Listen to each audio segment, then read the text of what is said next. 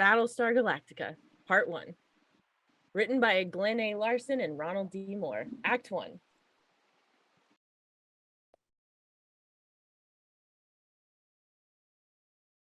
The Cylons were created by man.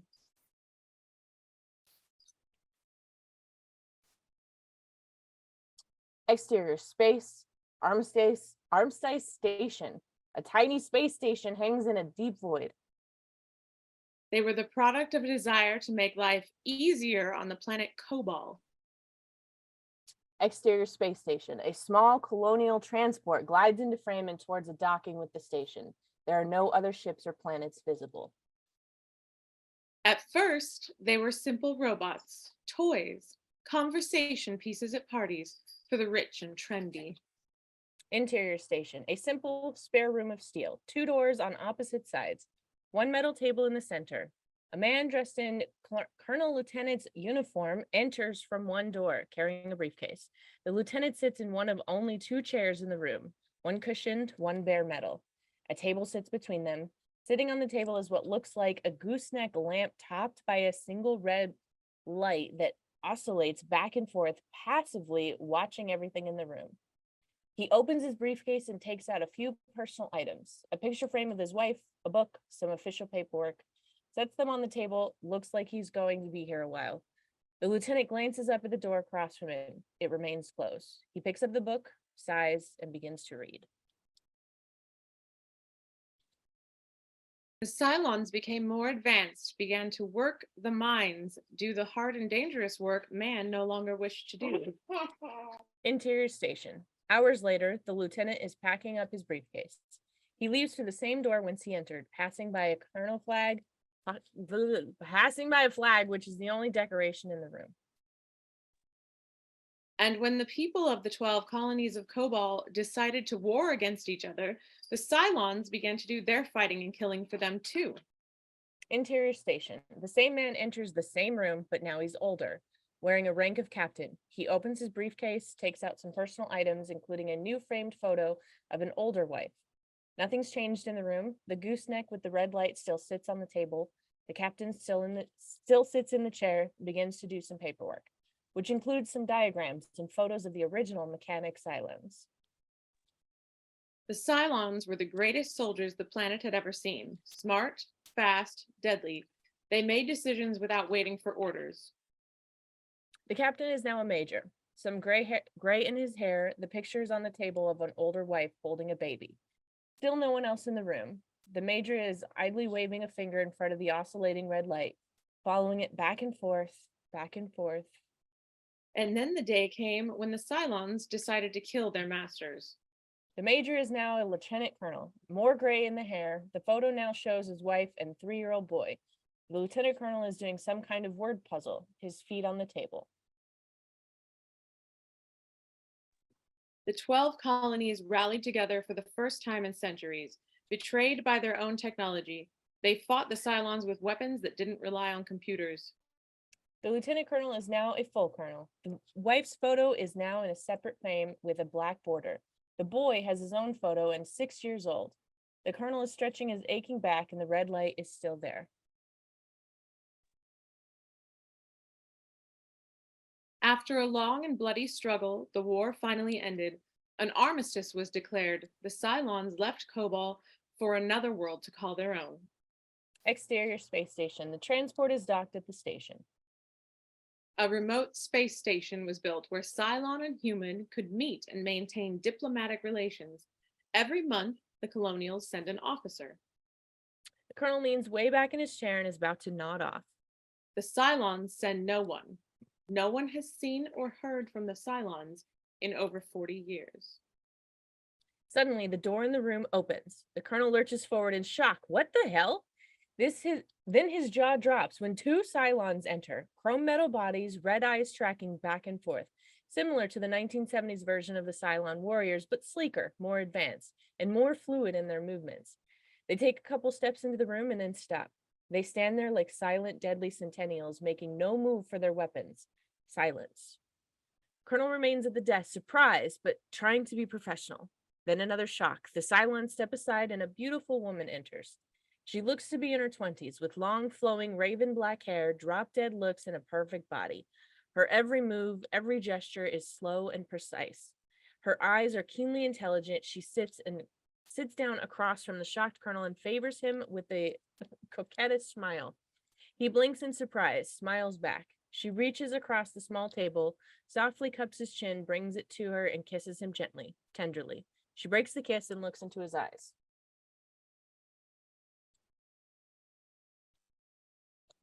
Are you alive?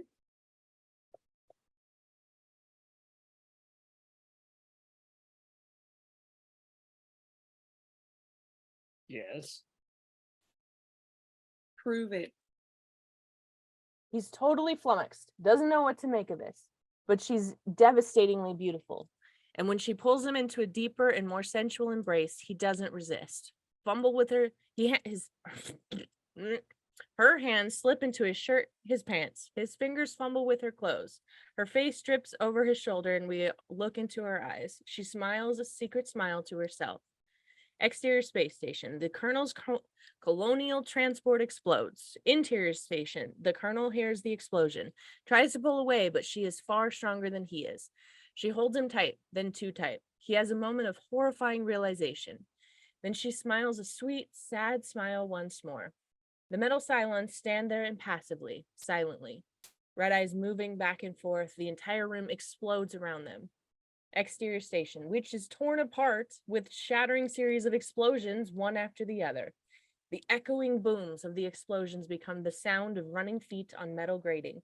Bang, bang, bang, bang, bang, bang. Interior Galactica passageways. It's one long take. We're following a woman as she jogs through the narrow, cramped passageways of the Battlestar Galactica. She's dressed in jogging bra, shorts, running shoes, and eventually we'll learn her name is Kara Thrace. We keep following Kara as she makes a left-hand turn at the intersection, crosses through a side passageway, makes another left, now going back in the direction she came.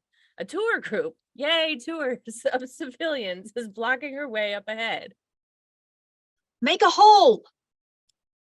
The civilians scramble out of the way to let her pass. The camera drops off on Doral, 30s, one of those picture-perfect PR types who never seems to have a hair out of place. Form follows function. He leads the visitor tag tourist down the intersection. Nowhere is this axiom of design more rapidly apparent than on board the world-famous Battlestar Galactica. This ship, the last of her kind still in service, was constructed over 50 years ago during the early days of the Cylon War. Originally, there were 12 Battlestars, each representing one of Kobol's 12 colonies. Galactica represented Caprica and was first commanded by...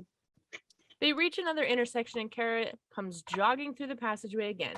It's still one take as we follow her on her laps.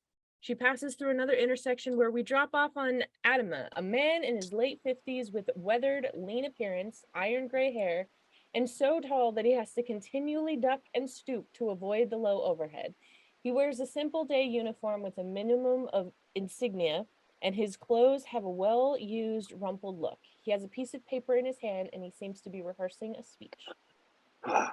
Cylon War is long over. We must not forget the reasons why so many sacrifice so much in the cause of liberty.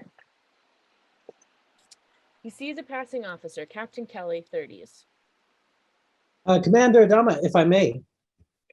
Captain, Just wanted to say it's been a pleasure to serve in your command, sir. thank you, Mr. Kelly. The honor's been mine. Good luck on your next assignment. Thank you, sir. He resumes his walk. Cylon War is long over, yet we must not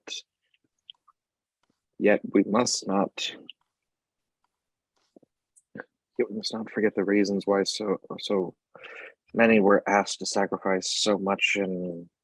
Bang, bang. Bang, bang. He steps back from the intersection as Kara approaches.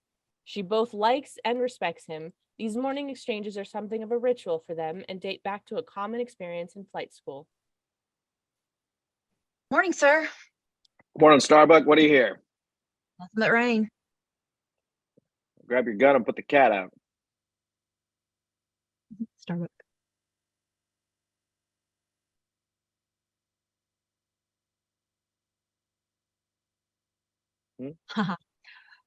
Boom chakalaka. Boom, boom, boom. Boom, boom, boom. We follow Kara as she grins and goes down 2 more left-hand turns and then back down a passageway, then dropping off on 3 enlisted deckhands.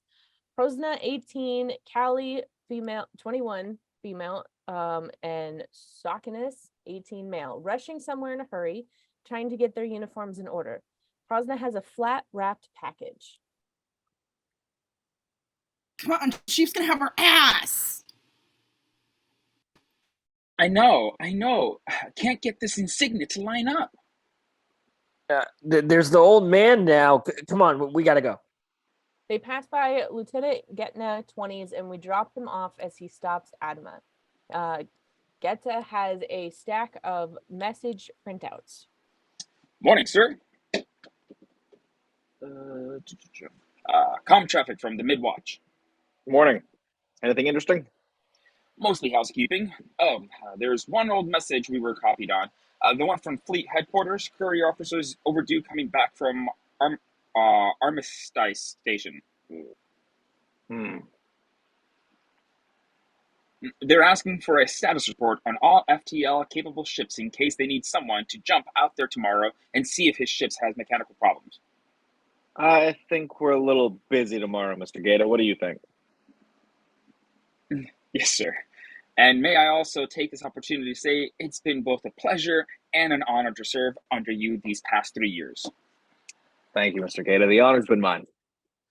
Now we follow Geta as he continues on his way. He looks down an intersection and sees Colonel Ty, 40s, leaning against the bulkhead. Colonel looks like he's about ready to puke. Geta looks away quickly, not wanting to make eye contact, and Geta hurries off. Stay with Ty. He steadies himself against the bulkhead, rallies, tries to clear his head, and then heads off down the passage. Follow him until he passes Doral and the tour group, and we drop. Yay, tour group is back, and we drop off on them. You'll see things here that look odd, even antiquated, to modernize. Phones with cords, awkward manual valves, computers that barely deserve the name. But all of it is intentional. It's all designed to operate in combat against an enemy who could infiltrate and disrupt all but the most basic computer systems. Of course, those attitudes have changed through the years, and Galactica is something of a relic. A reminder of a time when we were so frightened by the capabilities of our enemies that we literally looked backward for protection. Modern of our enemies that we literally looked backward for protection. Modern Battlestars resemble Galactica only in the most superficial ways. Bang, bang, bang, bang. Follow Kara again, down the passageway and around the corner, dropping off an Adma just as he manually opens a hatch and goes into a repair bay, which finally ends the take. Interior Galactica repair bay continuous. This is a large space designed for the maintenance and repair of the ship's fighters. It's filled with tools, diagnostic equipment, spare parts, hoses, and odd bits of machinery. Like everywhere in Galactica, space is at a premium, and there's precious little in here that isn't used. 15 enlisted deckhands are milling about the repair bay, including Sokinus, Prosna, and Callie. Their chief petty officer, Chief Tyrol, is the first to spot Adma coming through the hatch. Attention on deck. Everyone snaps to attention. Stand at ease. Morning, Chief. Morning, sir. And thank you for coming down. Tyrol is in his late 30s, rugged, with worn look of a man who's spent a lifetime working in and around big machines. The crew would do anything for him, and the officers respect him. I always appreciate the chance to see where the real work is done. This way, sir. Tyrol walks him over toward a fighter covered with a tarp. Adama notices that the entire crew is quietly followed them over. I'm sorry, y'all. Sir, on behalf of Deck Crew 5, I'd like to present a token of our esteem and appreciation for the many years you've served as commanding officer of this ship. Places. The deckhands each grab an edge of the tarp. Present. The tarp is smoothly whisked away to reveal a classic Viper fighter, virtually identical in design to the 70s TV series. Adama smiles and moves forward, not quite understanding yet, but trying to look appreciative. Mark II Viper. Haven't seen one of these in about 20 years or so. Commander, we'll take a closer look. Something's up. The deckhands are exchanging expectant looks. Adama moves closer, then sees it. Stenciled on the cockpit, just below the canopy, are the words, Lieutenant William Adama Husker. Adama blinks for William Adama Husker. Adama blinks for a moment in confusion, looks a question at Tyrol. Tail number 8A8945FG. Adama still can't believe it. Tyrol glances at Prosna, who now steps forward with the wrapped package and hands it to Adama. Adama tears it open and finds a photo of himself as a much younger man standing on the wing on this Viper. Where'd you find her? Rustling went to salvage yard outside Caprica City. We hope the commander will consider letting her participate in the decommissioning ceremony. She'll fly? We restored the engines, patched up the guidance system, and replaced most of the flight controls. She's fueled, armed, and ready to launch.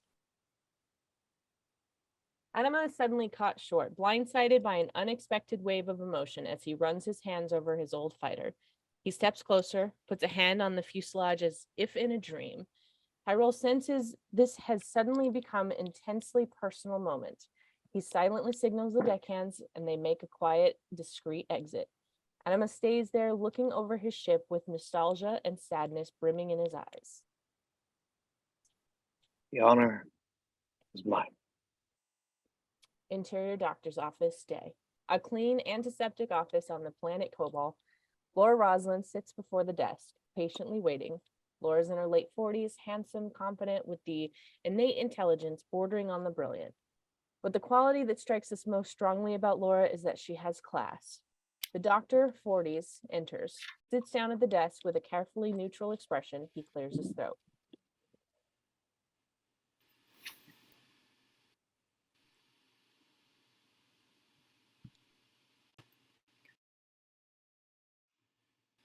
We've found a lump. Without surgery, it's impossible to know for certain, but I can tell you that statistically, 93% of these types of masses do turn out to be malignant. Ms. Roslin? She doesn't answer. She doesn't look at him, but finally. Treatment? The conventional approach is intensive radiation therapy, but there are several promising new drug therapies that will soon be approved for human testing, and Excuse me, I have a flight to catch. She gets up and heads for the door. The doctor's seen this reaction before, has probably seen every reaction before. I'd like to give you the name of a counselor who specializes in dealing with the emotional fallout from... But she's out the door. The doctor lets out a long, tired breath. He writes on her chart. ECU, the chart, there's a lot of technical language, but the one word that sticks out to us amid the doctor's scrawl is terminal. Exterior Cobalt Transportation Hub Day. A busy terminal where both aircraft and spacecraft await passengers. A large space transport is docked on one of the gangways. We should feel like we're viewing this special effects shot through a handheld camera. Interior transport ship, passengers cabin day. The passenger cabin is narrow and cramped, like the modern day Concorde. Laura sits at a window seat staring out the brilliant day and lost in her own thoughts. She can't help but put a hand to her left breast, gently feels for the lump somewhere within. A voice breaks the moment.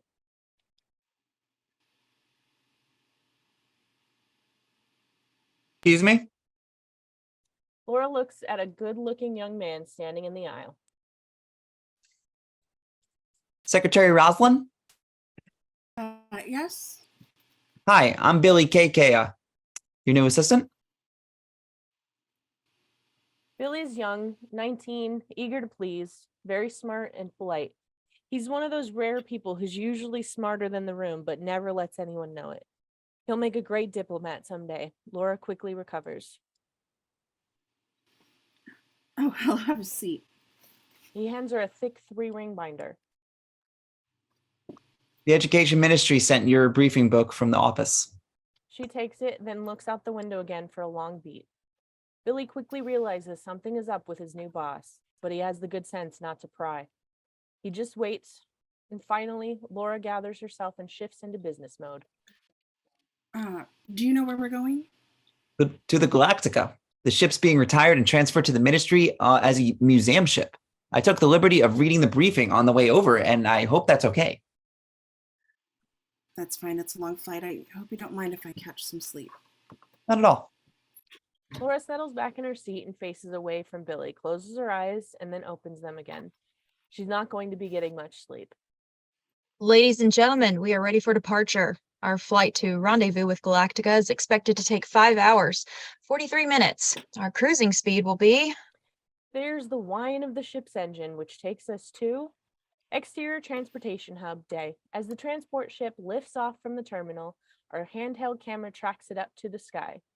Dissolve to Exterior Space Galactica. Chase camera point of view. Our first look at the enormous ship, cruising slowly through space, sets the tone for all the exterior space shots to follow.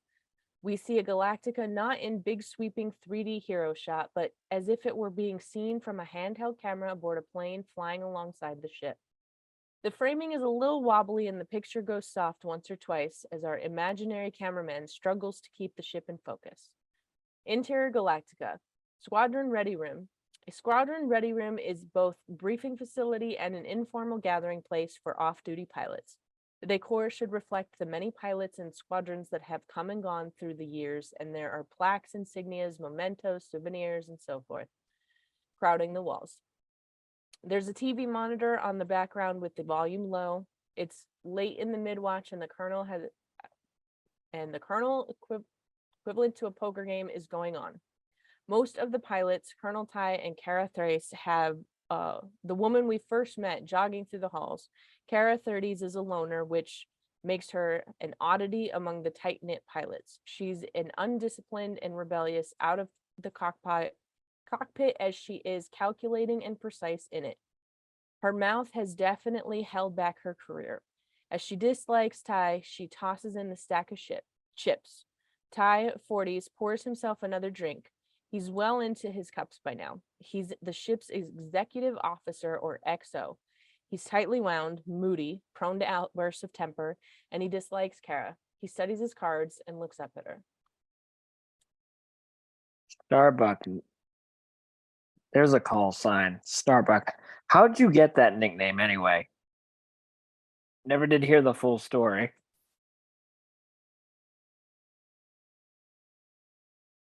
Was it before you got thrown the brig as a cadet for drunk and disorderly, or after? After. After, that's right. It was after. 30 and 30 more. How's the wife? The room goes deathly silent. Glances between the other pilots. Ty freezes for a beat. She's definitely touched a sensitive and dangerous nerve. Just fine. Talked to her lately? That's to you, Lieutenant. No rank at the table, Colonel. Tradition and all that. So, another 30 to me. Well, I think I'll just have to bring this lovely evening to a close. Dominion? Ty drops his hand. Kara begins raking in the chips. That's 5 hands in a row.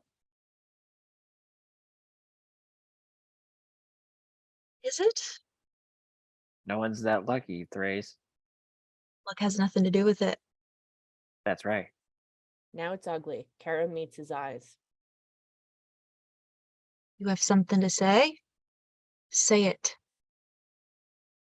A tense beat, then a sudden eruption of violence as Ty knocks the table over. Kara's on her feet, gets the first shot, and connects with his face. He staggers back, but the other pilots swoop in and are hauling the dazed Ty out of there before anything else can happen. Kara watches him go with a smirk and then bends down to scoop up her winnings. As she picks up the loot, we push in on the TV monitor, jammed into the tiny cubbyhole in the wall. A colonial news program is on with the reporter, 30s, facing the camera in a comfortable studio setting.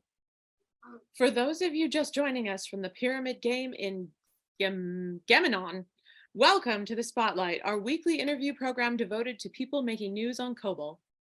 Interior TV studio backstage. The studio is similar to those we're familiar with, but with smaller lights and cameras and slightly less equipment.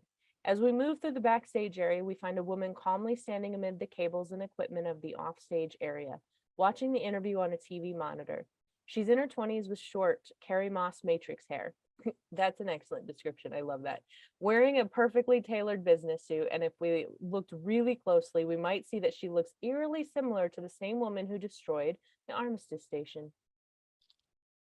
Today we're talking with Dr. Gaius Baltar. Baltar 40s is a literal genius, elegantly dressed and aesthetically handsome. He listens to the reporter recite his bio with the affected humility of the truly arrogant. Although he has won 3 Magnate Prizes in the course of his distinguished career, he is perhaps best known for his controversial views on advanced computer technology, which have earned him stinging commendation from several leading conservative publications, as well as something approaching cult figure status on many college campuses. Dr. Baltar, welcome again. Thank you, Killen. It's a pleasure to be here. The woman glances away from the monitor as a stagehand goes to a small craft service table and makes himself crafty best cup of coffee. She watches him carefully, intently focusing on every single move as he pours the cup, puts it in the cream. The interview continues in the background. Before the break, we were discussing your latest opinion piece in the Capricorn Daily News, where you advocate the resumption of research into artificial intelligence. Could you summarize your position for our new viewers? The woman watches as another stagehand waves the first stagehand over to help with some equipment. The man takes a sip of his coffee, then leaves it on the table before going. Her gaze goes to his abandoned coffee. I'd be happy to. My position is very simple. The ban on research and development of artificial intelligence is a holdover from the Cylon Wars. The woman goes to the crafty table, picks up the coffee, inhales the smell deeply, then takes a sip, rolls the liquid around in her mouth, smiles to herself, and then puts the coffee back before turning around and looking directly at the stage where the interview is taking place. I believe the ban is outdated and serves no useful purpose except to retard efforts to solve many of the problems plaguing colonial society. Baltar sees her in the shadows. Their eyes meet and a flush of hot desire rises into his face. Interior Baltar's apartment, night. The door slams open. He and the woman are all over each other, clawing and tearing at each other's clothing. The woman shoves him down on the couch, unzips his pants with a quick motion. Miss me? Can't you tell? Your body misses me, but what about your heart, your soul? Yeah, those two. Do you love me, Gaius? Whoa, the words every bachelor on the make dreads. Baltar freezes in his tracks. What? Do you love me? She takes his face in her hand and looks deep into his eyes. He blinks in surprise for a beat, hesitates, and we realize that deep down, Baltar actually fears this woman on some level. Are you serious? Her eyes bore into his for a long beat. Suddenly, she grins at him, and Baltar relaxes as he realizes she's messing with him again. God, had me worried there for. She hikes up her skirt and mounts him. Baltar's eyes widen in ecstasy. I'm hot, Gaius. I'm so hot. She begins to rock back and forth, faster and faster, and whatever worries he had are suddenly forgotten. The camera moves around behind her, and we see that she literally is hot. Her spine is glowing red just beneath her skin. Off this startling image, we fade out. End of Act 1. Act 2, fade in. In what will become a signature stylistic element of our series, we open this act with multiple split screen format. We will see several different camera angles on and around the Viper, as well as an interior from Galactica. The exact position of the splits and how many splits are on the screen at any one time will be an editorial decision, but we will never have more than 5 at any one time. The individual splits are numbered for clarity of reference. Multi-screen, 1, exterior space, Viper cockpit point of view. Our view is from the camera mounted just above the cockpit of a Viper fighter, and our view is straight ahead. Up ahead, we can see Galactica's stern coming into focus, and at the very bottom of the frame, we can just make out the top of the cockpit canopy. This is a fixed camera, which neither pans nor zooms, and the frame constantly changes and moves as the Viper makes minute course adjustments. Those. We hear the wireless, our term for radio, transmissions between Galactica and the pilot. Galactica Viper 450, beam acquisition lock. Screen 2, interior Viper cockpit console point of view. View from a tiny camera mounted on the dashboard of a cockpit looking straight at the pilot's face, or in this case, at the reflective shield which has been pulled down over his eyes. We can see a portion of the star field out the canopy behind him, but again, this camera is fixed. Third screen, interior Galactica port landing bay. Looking out into space from the Galactica, we see the distant approaching Viper. Fourth, interior Galactica port landing control.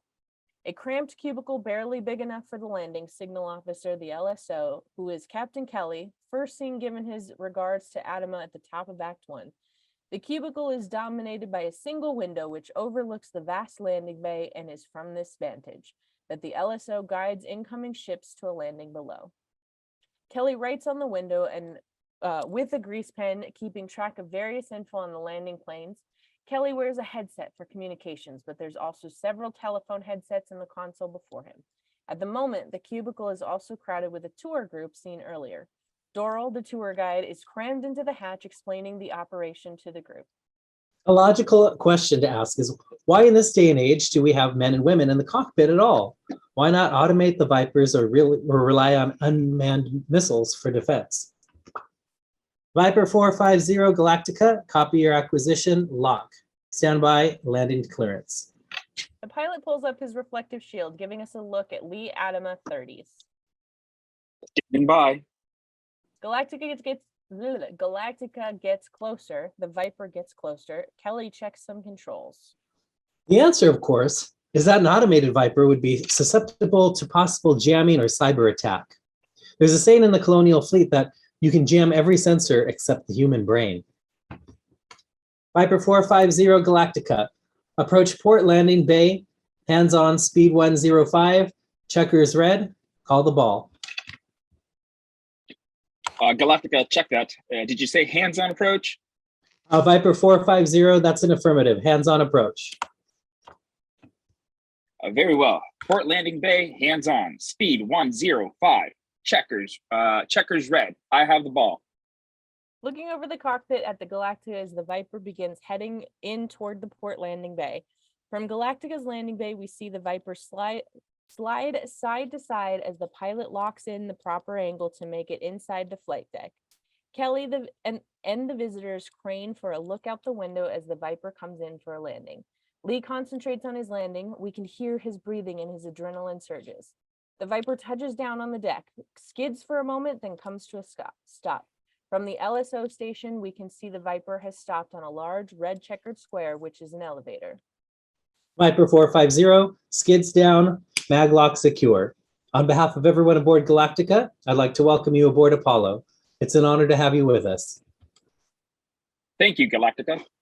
The elevator descends, and with that, we collapse screens. Interior Galactica hangar bay.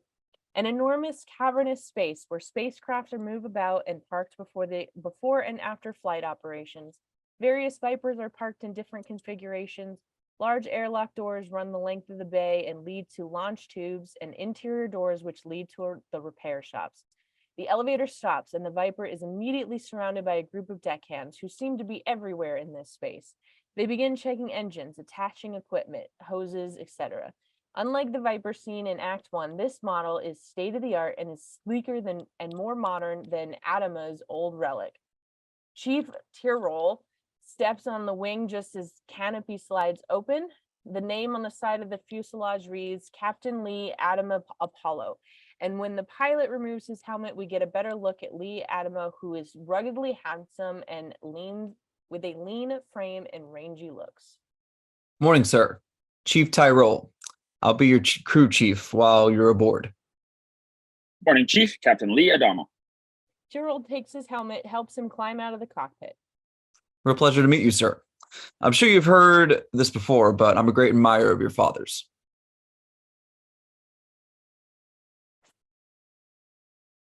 Thanks. The service is going to miss him when he retires. I'm sure someone will. Is your auto landing system down? I was hands-on for the whole approach. It takes a beat for Tyrol to register Lee's casual dig at his father. Tyrol's attitude is noticeably cools. They're all hands on here, Captain. No auto landings on Galactica. Commander Adama's orders. Figures. Watch the rad buffers when you chuck the burner. These new Mark 7s run a little hotter than the ones you're used to. Watch the rad buffers. Yes, sir. To fuck up the names instead. Okay. Attention on the port hangar deck. Raptor on final approach. Clear red checkers. Interior Galactica landing control. Captain Kelly is unhappy. Another ship is heading in, but this one is making an unsteady, herky-jerky approach. Raptor 312 Galactica, watch your lateral attitude. You're skidding. You're skidding. Galactica Raptor 321. Understood. I have the ball. Interior Galactica port landing bay. Deck camera. The camera picks up the ship as it careens into view and down toward the deck. Exterior Raptor overhead cockpit point of view. A similar angle that as seen on that Viper, but now looking forward over the double side-by-side cockpit of a Raptor. The hangar deck tilts dangerously to one side as we careen forward toward a landing. Interior Galactica landing control. Kelly gives the Raptor a lot of body English as it finally straightens out at the absolute last second and comes to a hard and loud landing on the checkered square. Raptor 312 skids down, maglock secure. Welcome home, Boomer. Thank you, Galactica. Interior Galactica Bay, hangar bay. The elevator has just come to a stop with the Raptor on board. The Raptor is larger than the Viper and it's a scout electronics platform, loaded with sensors instead of weapons. The rear engines are also twice the size of more sleek and nimble fighters. There's a two-man cockpit where pilot and co-pilot sit side by side and room for about 5 others deeper inside the ship. The writing on the fuselage reads, Lieutenant Sharon Valerie Boomer. Tyrrell steps up on the wing as the canopy opens to reveal Sharon and her co-pilot Hilo. Sharon is in her early 20s and not long out of flight school. She's in the squadron rookie and it shows. She's less sure of herself than the other pilots, more vulnerable. Hilo is a couple years older with a perpetual tan and athletic build. I think they heard that landing clear up to the bridge, Lieutenant. Yeah, I'm gonna catch hell from the LSL, but it wasn't entirely my fault, Chief. The primary gimbal's acting up again. Uh-huh. Hilo, am I lying? Gimbal looked bad to me.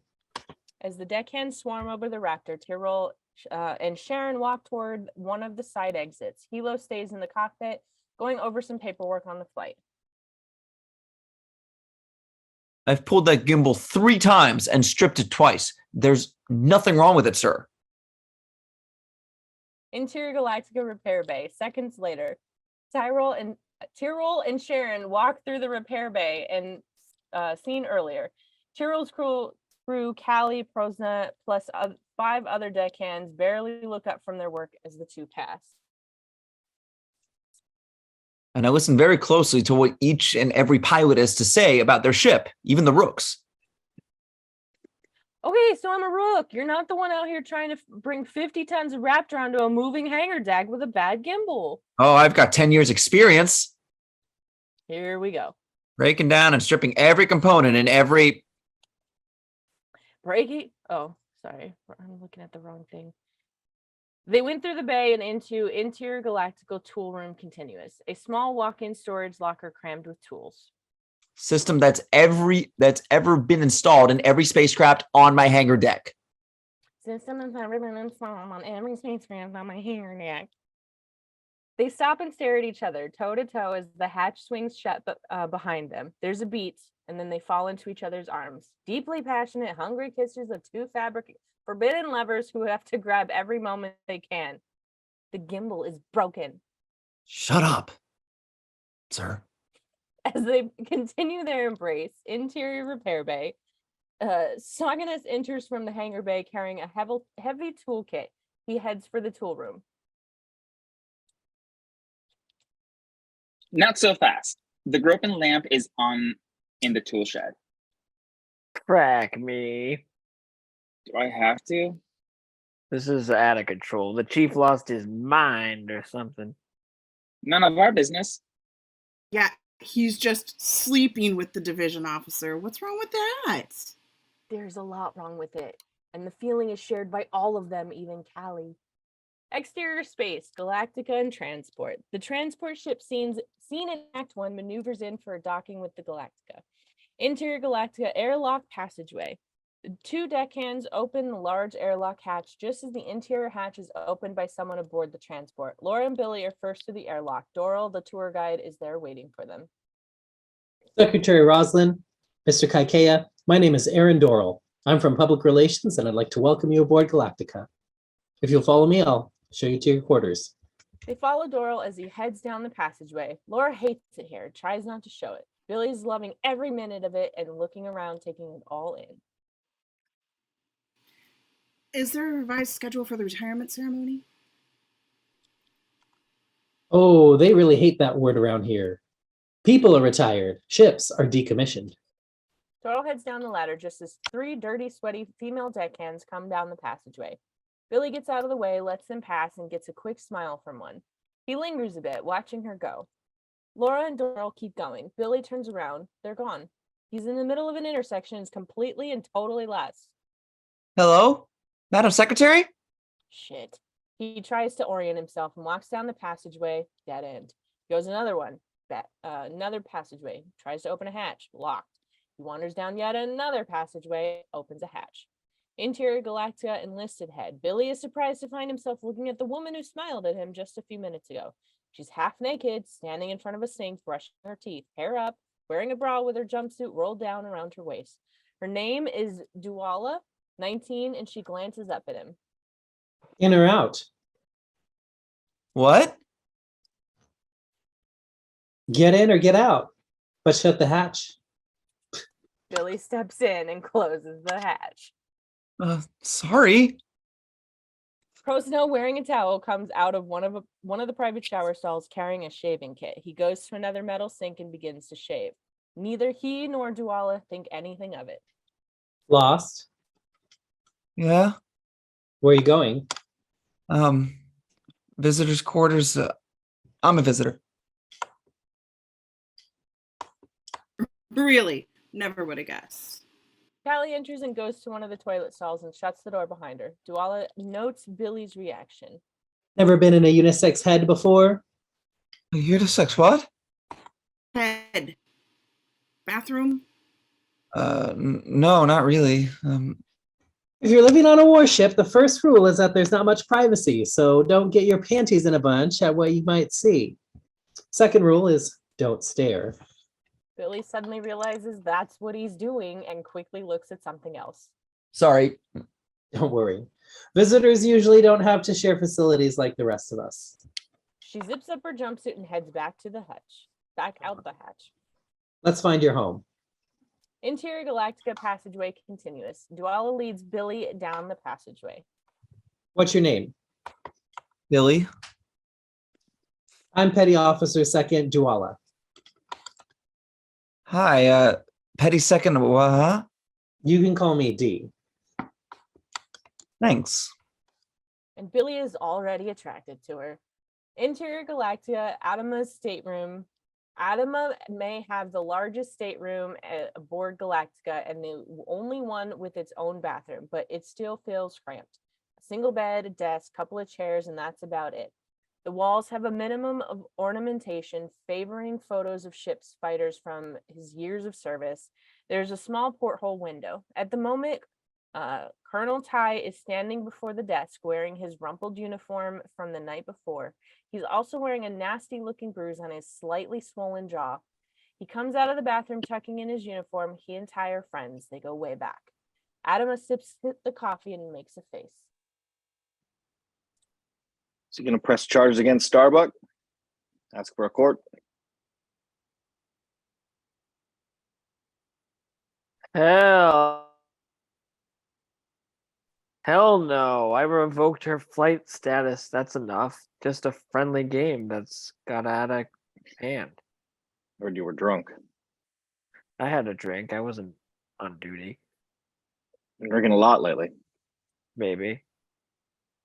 Does it have anything to do with My wife? Why, just because she's sleeping with half the population of Gamagon while I'm away, nah, doesn't have anything to do with her.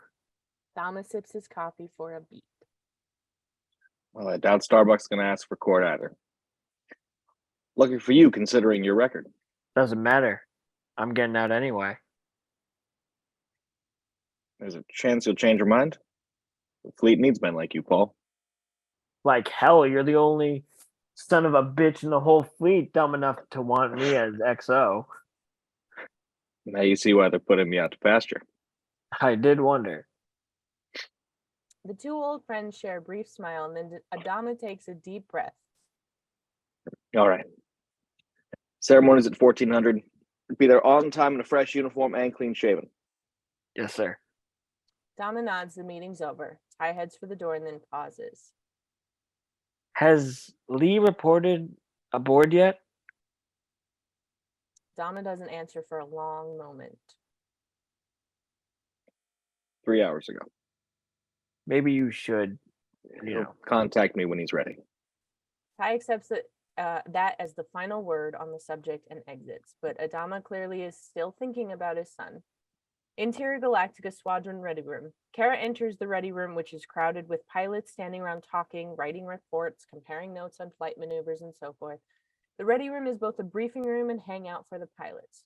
There are several such rooms aboard Galactica. The decor should feature insignia and plaques from peacetime competitions, as well as Cylon photos and drawings from the war long past.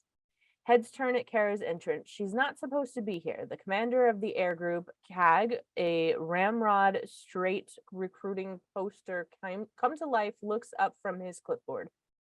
CAG, what are you doing here, Starbuck? Still a pilot, right? This is the pilot's ready room, right? She blows past him. The insolence doesn't go unnoticed by the CAG, but he decides it's not worth confrontation and goes back to reviewing the flight plan as Kara plops herself down on one of the high back chairs, one leg hooked over the arm seat. Okay. People, let's get started.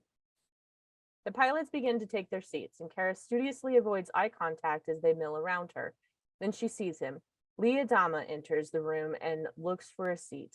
Kara sits up, her surly attitude replaced by something else. Just before Lee settles in, he sees Kara, smiles in recognition. She smiles back. They know each other. They like each other.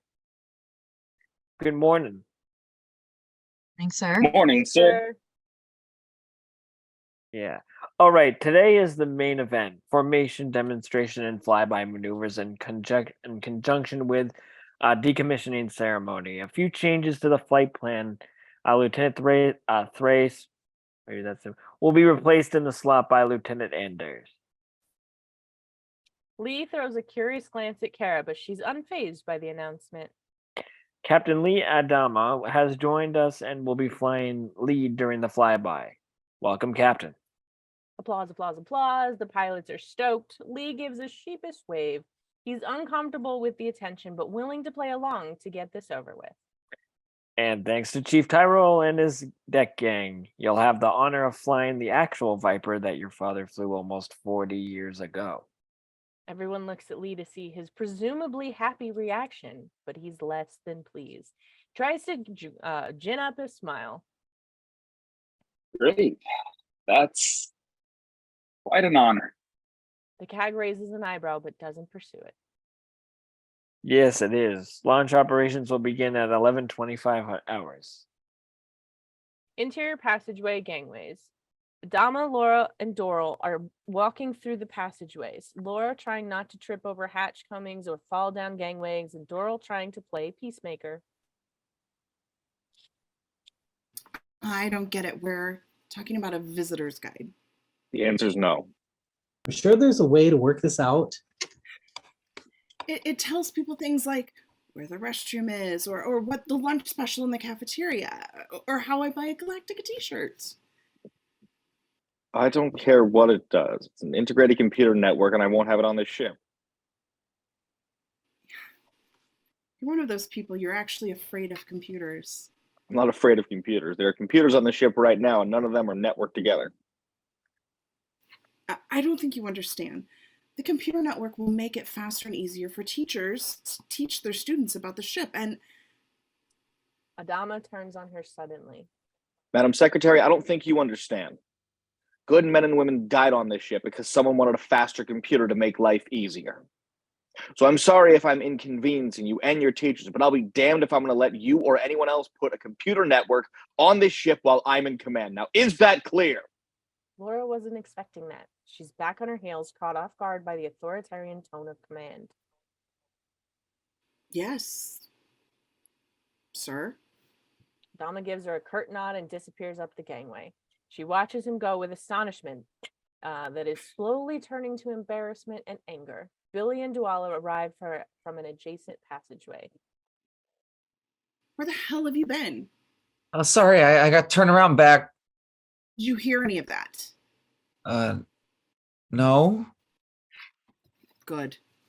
And just like that, she turns on her heel and heads off. Billy scrambles to catch up. Duala and Doro trade looks. Bureaucrats. Interior ready room. The briefing is just breaking up. The pilots are heading out. Lee makes his way to Kara.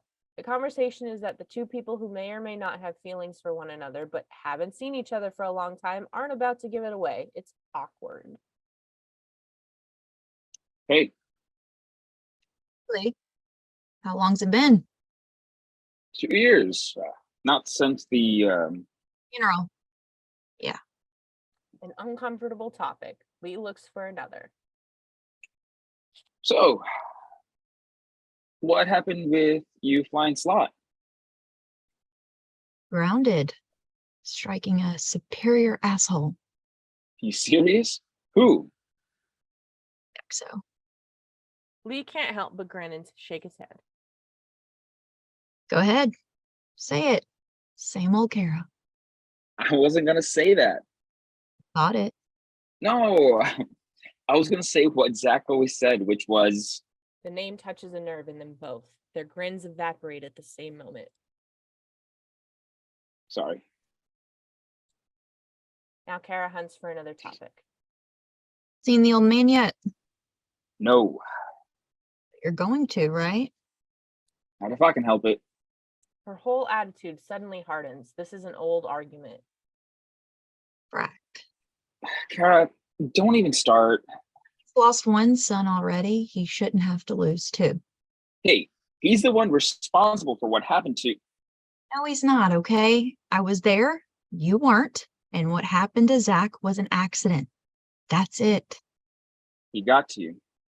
I can't believe it. He actually got to you. Look, when Zach died, I lost it, okay? I was done. Probably would have ended up back in Picone driving a truck. The old man brought me here, said, go be a pilot. Put me back on my feet. I'm not looking for a fight with you, Kara.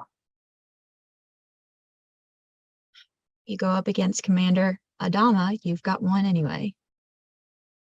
Now Lee's temper flares. And Zach actually wanted to marry you. Now here you are, siding with the man who basically killed him. You should go. I'm getting the urge to hit another superior asshole.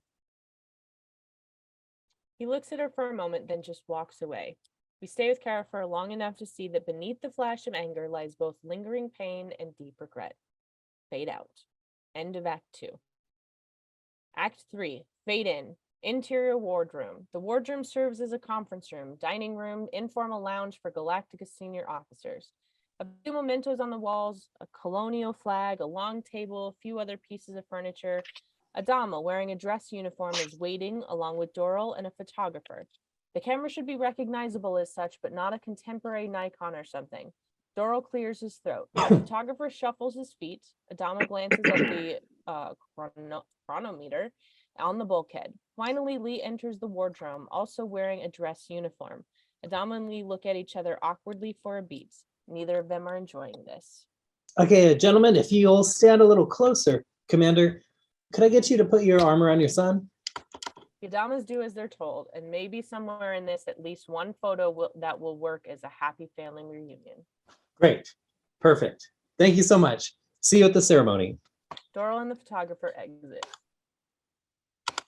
Can I get you anything? Like a truly awful cup of coffee.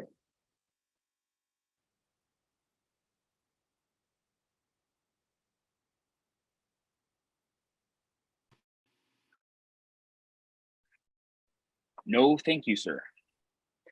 Have a seat. Adama sits, Lee pointedly doesn't.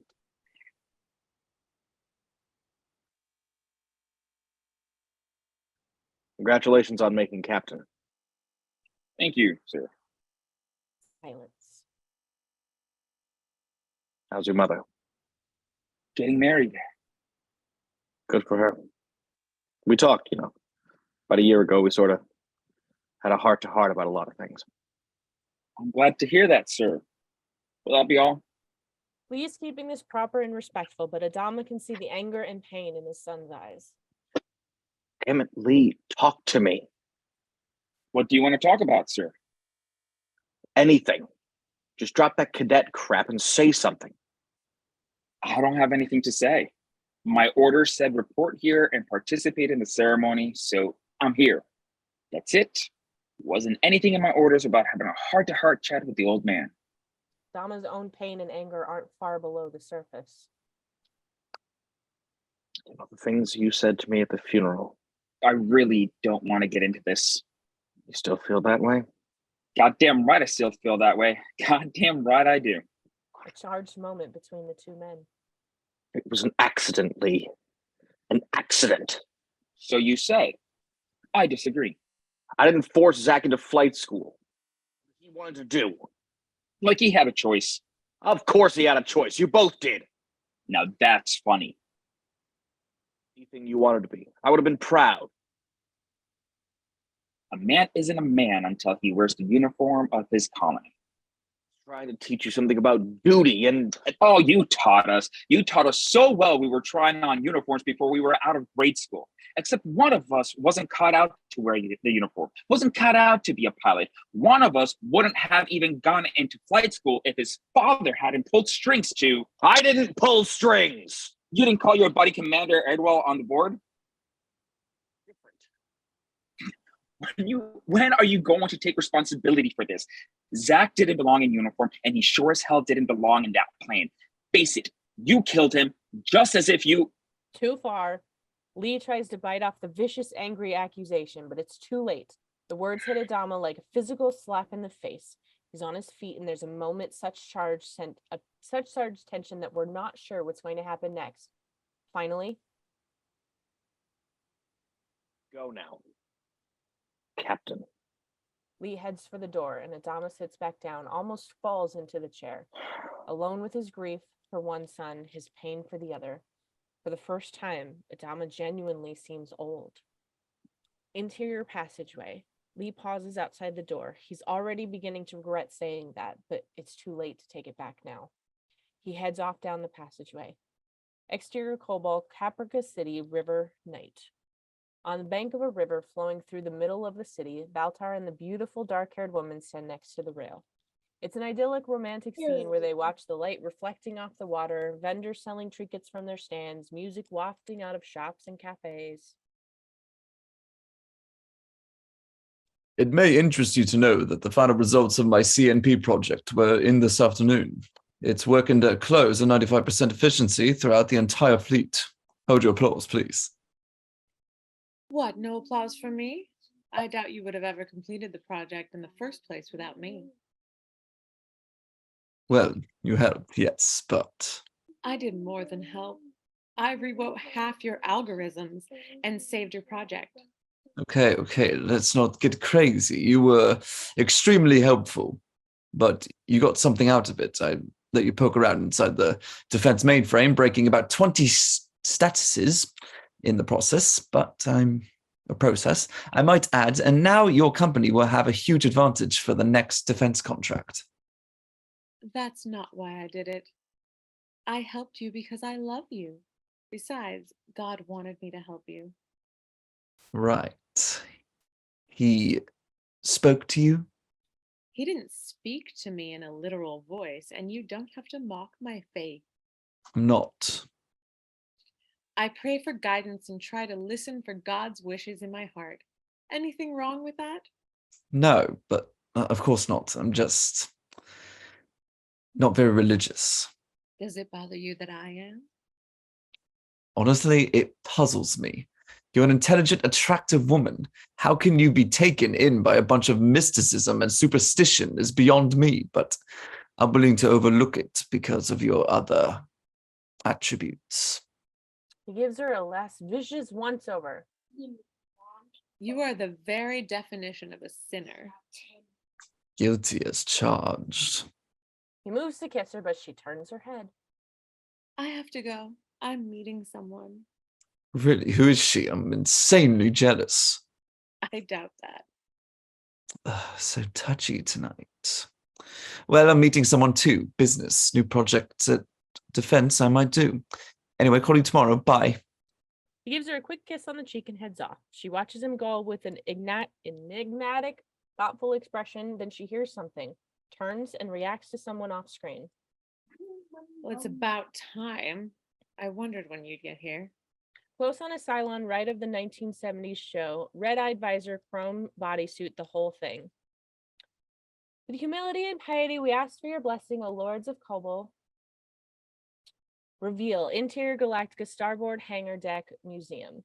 A redress of the port hangar deck. This is the exact same facility with the one major exception. It has been converted into a museum. There are glass encased displays scattered throughout the room, and one of them contains the Cylon we just saw.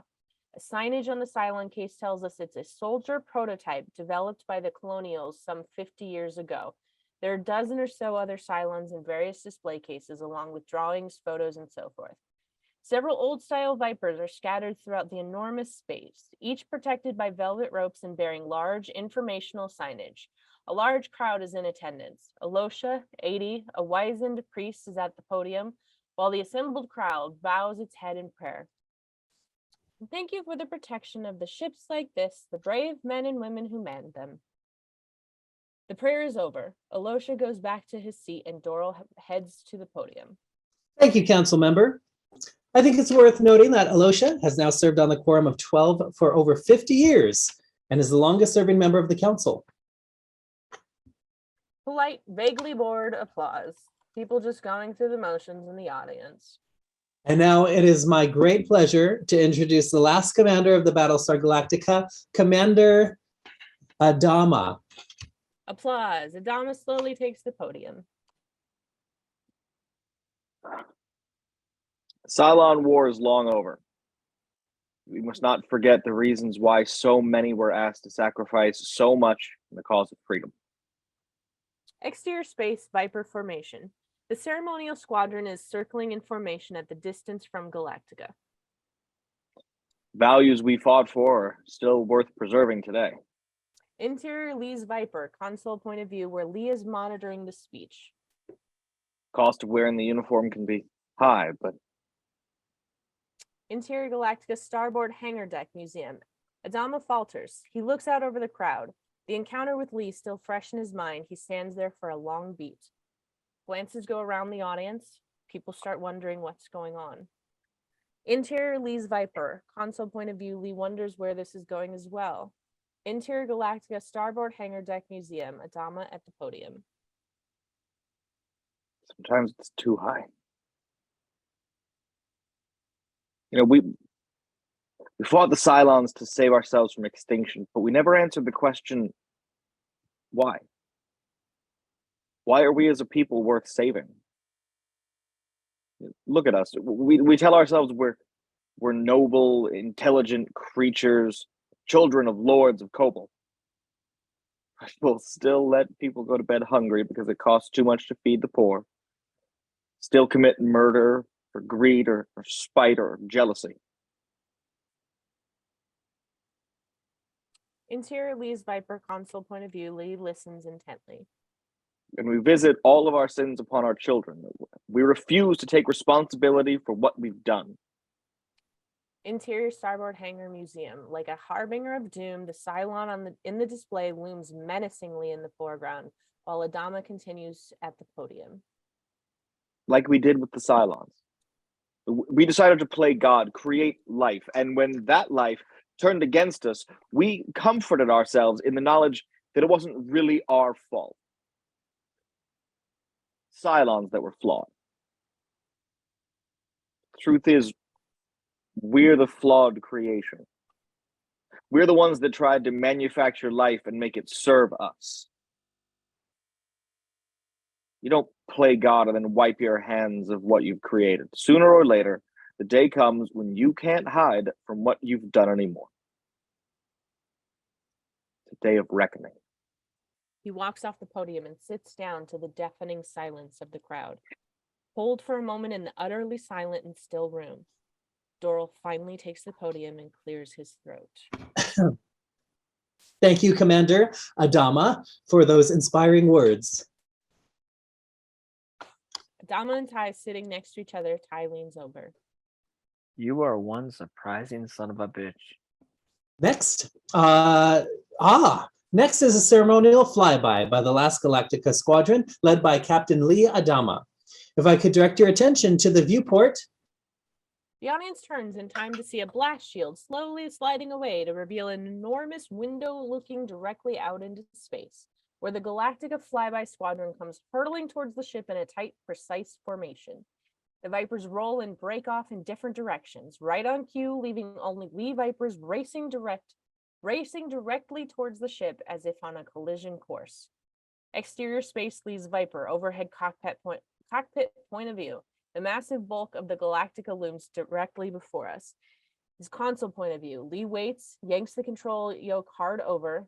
In the hangar deck museum, back of the crowd, away from prying eyes, Kara Thrace is watching the flyby of her squadron. She watches intently, her heart in her throat, as her squadron mates move the maneuvers without her. That's it. Hard over. Back. Watch your interval. Jolly. Come on, guys. You've got it. Lee Viper's chase camera point of view. Shooting handheld from our imaginary camera platform, we follow Lee's Viper as it spins and rolls before executing the perfect recovery and roaring over the Galactica. This is Apollo. I'm clear. Exterior space Sharon's Raptor wing cam point of view. From a fixed camera mounted to one of the wings on the massive Raptor, we're looking at the canopy where the heads of Sharon and Hilo are sitting in the cockpit. Boomer, you're on. Take him in. Interior Sharon's Raptor console point of view, looking up at Sharon and Hilo in the cockpit. Copy that. Squadron form up on me. Interior Galactica starboard hangar deck museum. Still looking out the window, the entire Galactica squadron comes into view in the majestic slow flyby. Sharon's single Raptor leads all 20 Vipers past the window, trailing exhaust flames in a glorious martial image. Lee's Viper swoops in from somewhere above and takes its position in the coveted lead position. They blaze away into the stars, and the entire crowd bursts into sustained, genuine applause. Ankara applauding along with the rest. Her eyes are a little misty, and she wipes them quickly. Glances around. No one saw that, did they? She keeps applauding with pride. Exterior Cobalt, Caprica City, dawn. The sun is just starting to creep up over the horizon. Not a beautiful, glorious morning, just an average day. Shopkeepers open their stores. Policemen take report of the crime scene. Construction workers setting up their equipment. A man jogging down by the river. A van down by the river! Interior Baltar's apartment, dawn. Baltar is asleep in bed. A gorgeous platinum blonde woman in bed next to him. Reveal the dark-haired woman sitting in a chair, watching the two of them sleep. Her eyes flick to the clock in the nightstand. She's waiting for something. Finally, the clock clicks over. 5 o'clock. Guys. He bolts up. The blonde sits up, yanks the sheets in surprise. What are you doing here? Who the hell are Wait. you? What? Okay, a 3. Who the hell are you? Get out. Guys, who is this woman? A friend. Well, more than a friend, but Get out. The blonde almost throws back the rejoinder and sees something on the other woman's eyes that makes her think better of it.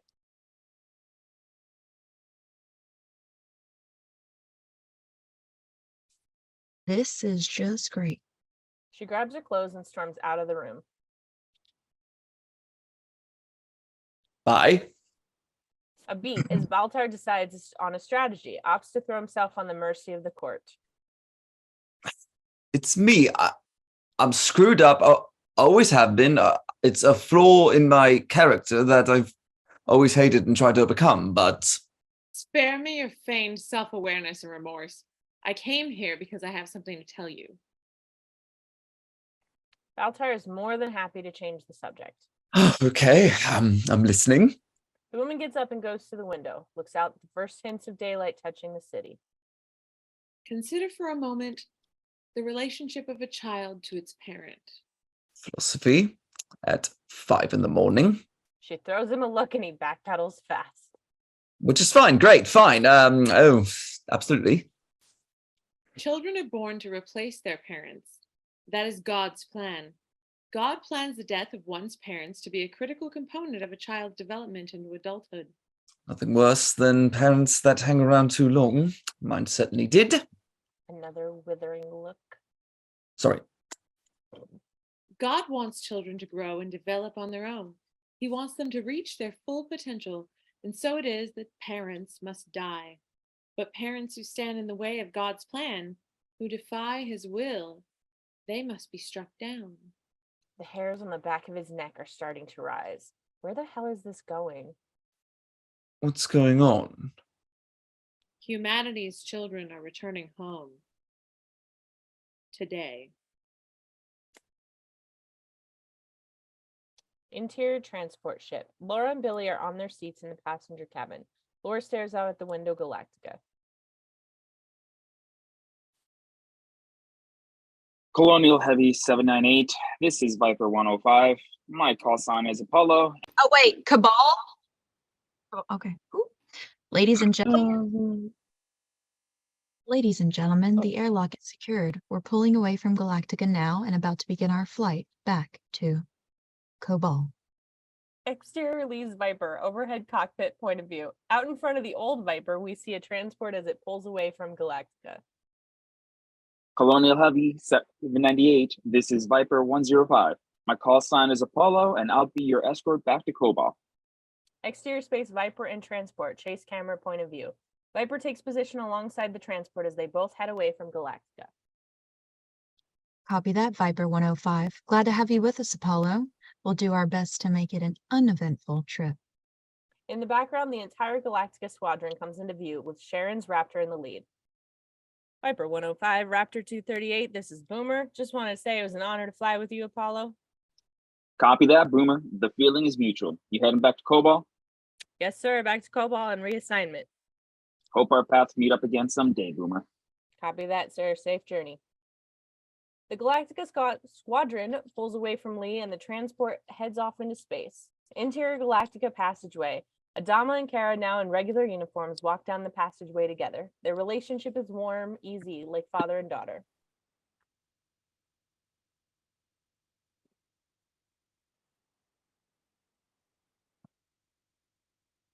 Duty.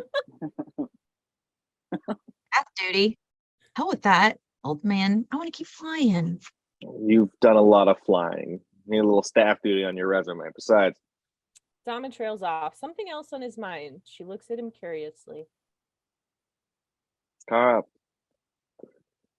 about Zach. Yes or no? Was he cut out to be a pilot or not? It was good, okay? I taught him basic flight, and I passed him. So he must have had something on the ball. Otherwise, I wouldn't have passed him. Right? A hatch opens down the passageway and Ty looks out at them. There you are. We're ready when you are. Interior Galactica weapon control room. Filled from deck to overhead with consoles and monitors, this is the master control room for the various weapon systems aboard Galactica. Normally manned by 1 or 2 people at most, the small room is crowded with Galactica officers, Ty, Tyrol, and various others. Adama and Kara are standing at one particular console marked Power Coils Weapons Master. My father once told me that warships have lives just like human beings. They're born when their guns are first charged, they die when their guns are finally silenced. Gathered here to silence the guns of Galactica and so end her life in the colonial fleet. Adama nods to Ty, who presses a button on a speaker. This is the executive officer. All hands stand to attention. Galactica, leaving the fleet. Everyone stands to attention as Adama flips up the protective cover on the console, exposing several switches. He hesitates for just a beat, then snaps each switch firmly. Exterior space Galactica, ship's belly. From a camera mounted on the ship's belly, we see a portal open and 3 massive weapon coils are ejected from Galactica into space. They travel a short distance away from the ship by their own inertia. The Galactica weapon control room. Kai is watching a small readout on one console. The room is deathly quiet. Adama pushes the final button. Exterior space, the weapon coils implode with a minimum of fuss. 1 minute they're there, the next they're a field of dust. Interior Baltar's apartment. Morning. Baltar is sitting in a chair, trying very hard to be analytical, rational scientist. The woman sits across from him.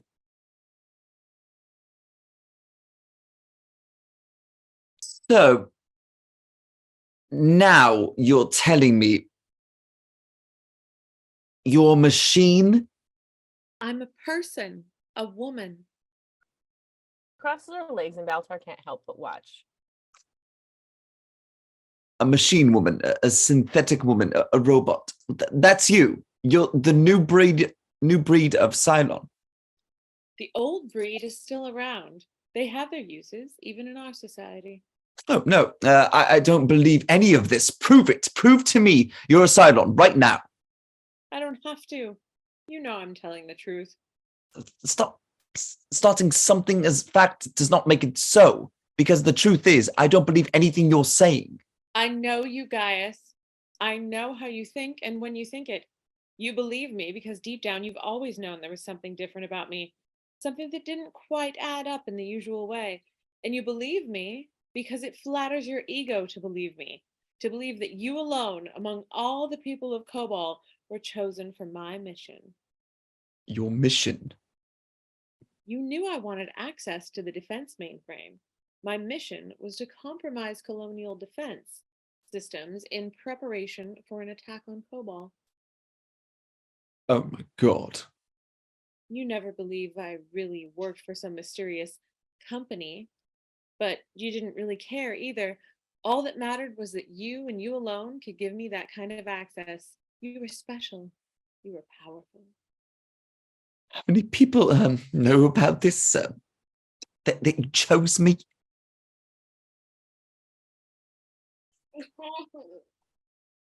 6?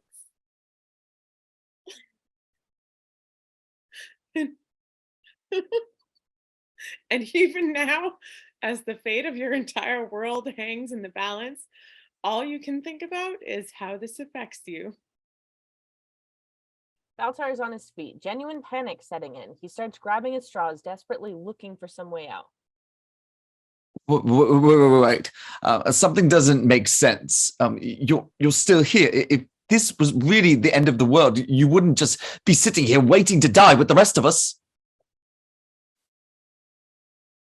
She regards him sympathetically, like an adult regarding the silly theories of a child.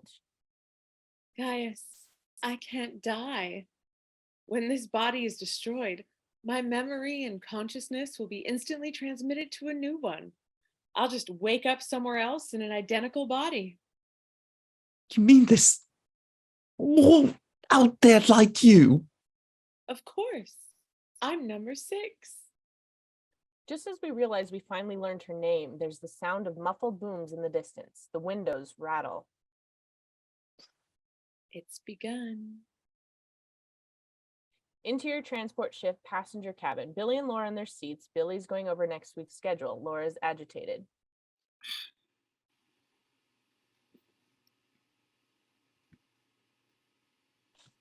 You have 2 lunches next week. Once with Counselor Chuckin to get over his committee's request for. Excuse me. She almost bolts into the aisle. Billy just sits back, still trying to get used to his unpredictable boss and her moods. Interior transport ship bathroom. Laura enters. The room is barely big enough to turn around in. Laura turns to the water, looks up to the mirror, and then suddenly starts sobbing as she leans against the tiny counter.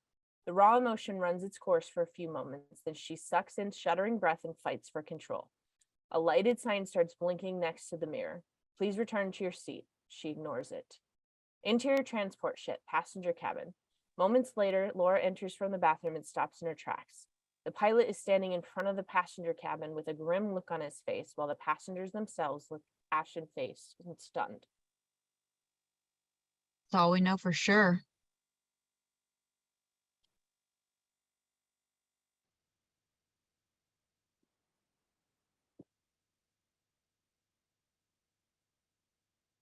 What's going on? Billy looks at her wide-eyed and pale. The kid is scared. CIC to commanding officer. Interior Adama's stateroom. Adama walks to his bunk and hits the intercom button. Adama, I'm sorry to disturb you, sir, but we've picked up a priority 1 alert message from Fleet headquarters. It was transmitted in the clear. in the clear. What does it say? Attention all colonial units. Cylon attack underway. This is no drill.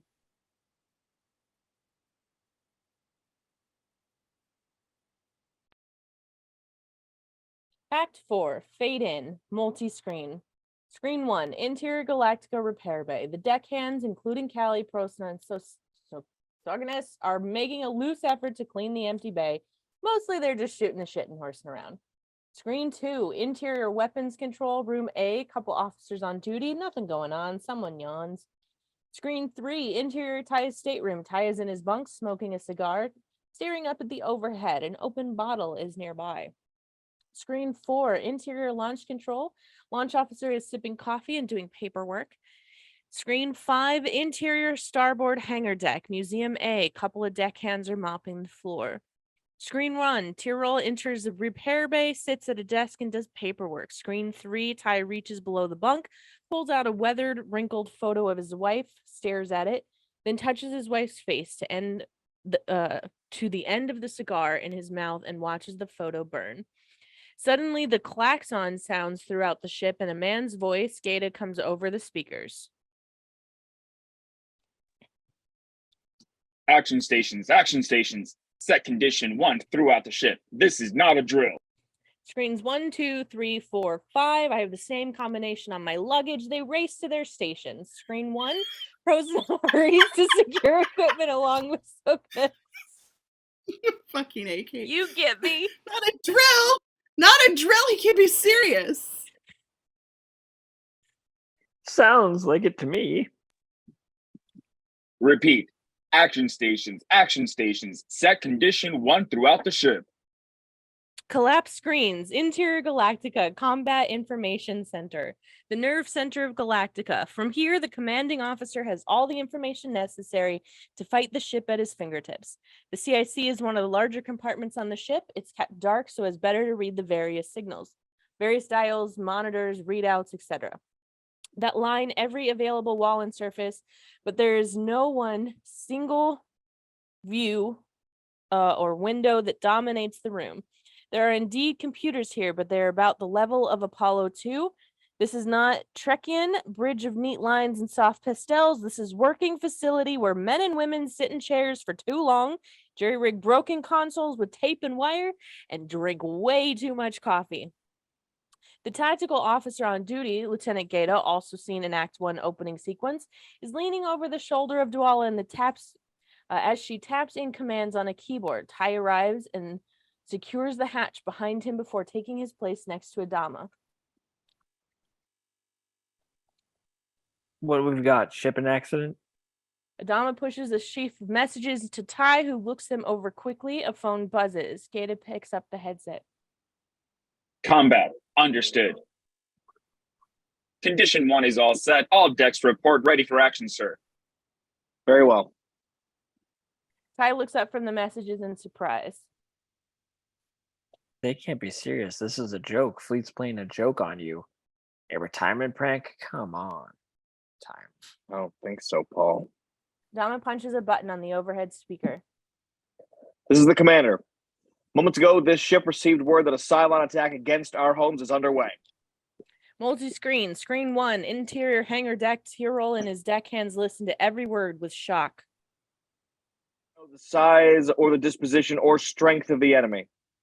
Screen 2, interior launch control. The launch officer listens grimly. Indications point to a massive assault against homeworld defenses. Screen 3, interior combat information center as before. Admiral Nagala has taken personal command of the colonial fleet aboard the Battlestar Atlantia, following the destruction of fleet headquarters in the first wave of attacks. That information seems to suck the air out of the room. Screens 1 and 2, the reaction here is the same. Numb shock.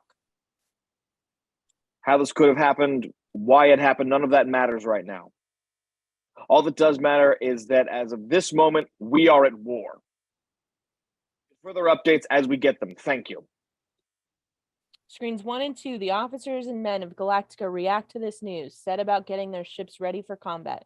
Screen 3, Adama clicks off the speaker, looks around the room at all the young faces staring back at him. They're scared, but holding it at bay, looking at him for their next orders. He meets their eyes one by one to give them their orders, calmly, professionally. Tactical. Begin a plot on all military units in the solar system, friendly and otherwise. Yes, sir. XO, we're going to need to find a new set of weapon coils. Right. D, pass the word to Lieutenant Thrace, then send a signal to our fighter squadron, report position and tactical status. Yes, sir. They're still looking at him, waiting for something more. Dama reaches down and tries to give it to them. You've trained for this. You're ready for this.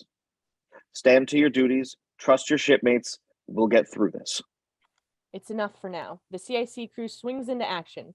Collapse screens 2, exterior space, Viper formation, with Boomer's Raptor still in the lead. Boomer, acknowledge Galactica's signal. Send them our position. Interior Sharon's Raptor. Sharon and Halo are looking down at their screens and readouts in the cockpit. Tell them we've detected a formation of Cyclone fighters directly ahead and that I God. intend to attack. Cylons, maybe? Sharon, Cylons, still in maybe? shock over the turn of events, doesn't reply right away. Boomer, do you copy? Copy that. She nods to Hilo, who begins tapping the formation. Sharon is keyed up, intense. Her grip on the controls is white-knuckled tight. Ease up there, Boomer. Take a deep breath. She tries to relax and lets out a long breath. Boomer, give me an update on those cyclones, maybe. Cylons. Cylons. The radar-like screens in the cockpit show an overwhelming number of contacts and signals. She struggles to make sense out of it for a minute. I show 10. No, make that 5 fighters on course. 324-110, speed 7.3. Time to intercept, 7 minutes. You don't sound too sure. There's a lot of jamming going on out here. Cylons are using a lot of sensor decoys. We're sorting through them, but... Understood. Just take your time, guide us, and we'll do the rest. Yes, sir. She tries to focus on the task at hand. Interior Galactica Combat Information Center. Adama is with Gata in a large plexiglass display where an enlisted crew member is marking their positions of ships and fighters with a grease pencil. The display is made up of several intersecting flat plexi sheets together form a way to track spacecraft in 3 dimensions. Imagine a series of flat, clear circles that are joined at the center axis point and fan out to form a spherical shape. Or just trust me on this.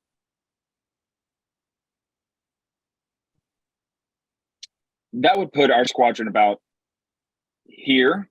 It looks like the main fight is shaping up over here near Cobalt's orbit. Even at top speed, they're still over an hour away. It'll take us at least 4. What the hell's going on? Dama looks up to see her. Kara Thrice has just arrived. Why didn't we get an intel warning? How could the Cylons get all the way to Cobalt without being detected? Good questions. All we know for sure is that the Cylons have achieved complete surprise and we're taking heavy losses. 30 Battlestars destroyed in the opening attack. A quarter of the fleet. I need pilots and fighters. Kara shoves her shock to one side. Pilots you've got. That's 20 of us climbing the walls and ready for room. But fighters, the ready room. I seem to remember seeing an entire squadron of fighters down on the starboard hangar deck today. Car heads for the hatch at a dead run. Interior starboard hangar bay museum. Car and 20 pilots race inside along with Chief Tyrrell and his entire deck crew. They head for the Viper Museum pieces on display. Pilots climbing up to the cockpits check the instruments, the deckhands ripping away placards and velvet ropes. Car and Tyrrell are all over the first one in view.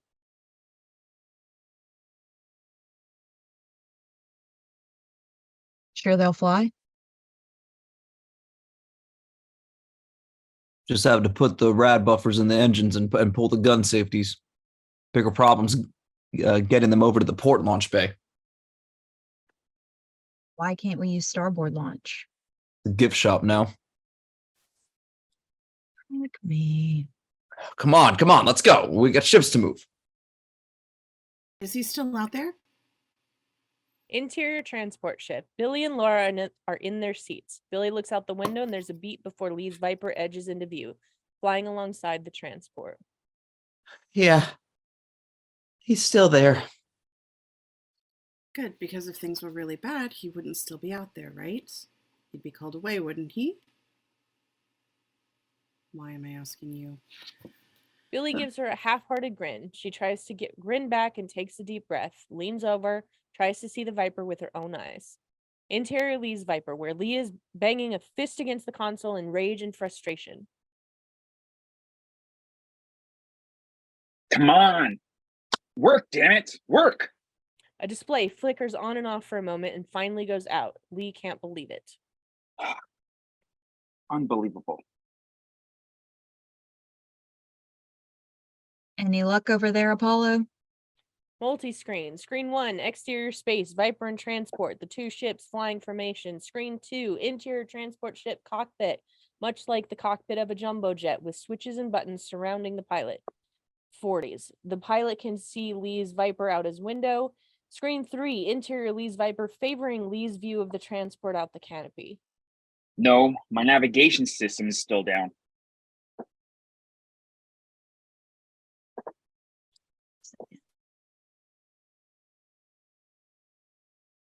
To be honest with you, I'm kind of glad you're sticking around. I hope I didn't skip anything.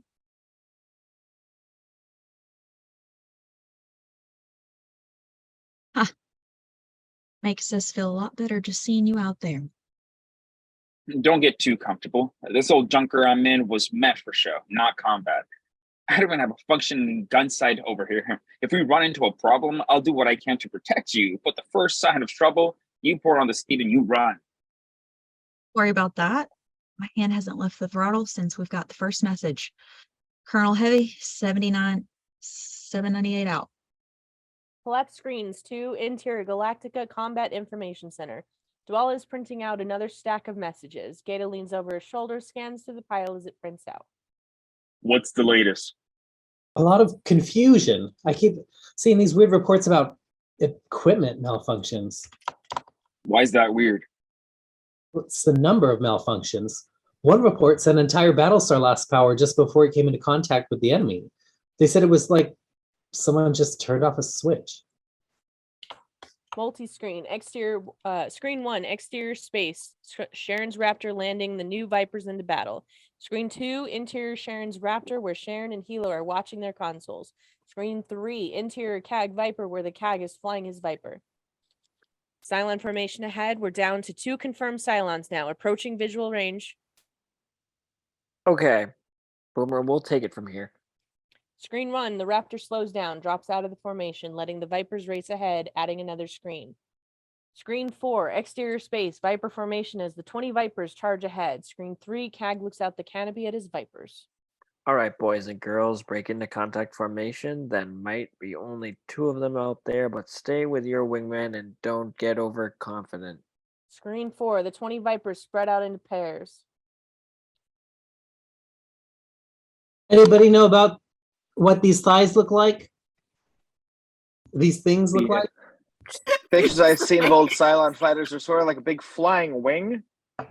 Those pictures are 40 years old.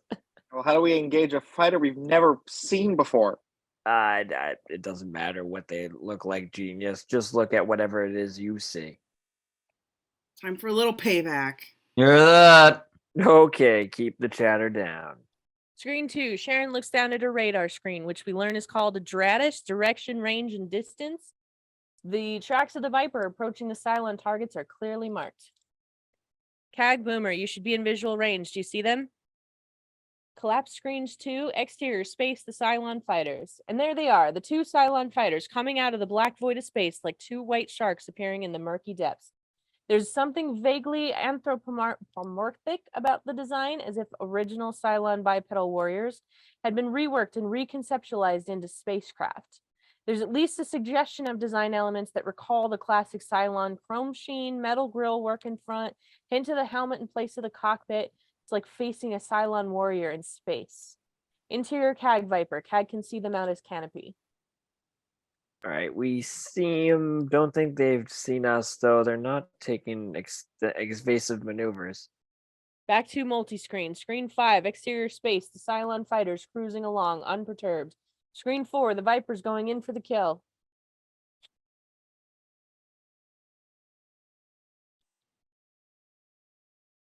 Hey, there's no cockpits. There's nobody flying these things.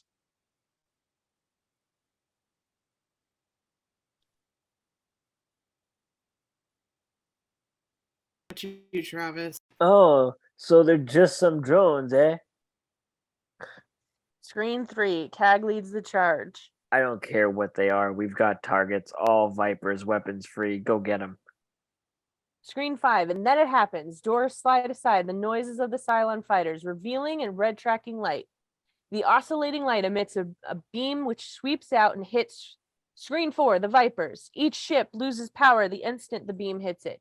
Engines, running lights, cockpit lights, everything. I'm pretty sure everything means everything. The ship continues moving forward out of the sheer inertia, but without guidance. Screen 3, the CAG reacts in shock. His wireless no longer works. What the hell was that? I've lost power, Jolly. Take over. Jolly. Can you read me? Stop doing the accent. He looks around at the other dark and silent Vipers cruise through space. Screen 2, Sharon and the Helo watch their screens, growing concern. What are they doing? I don't know, they're just going straight in.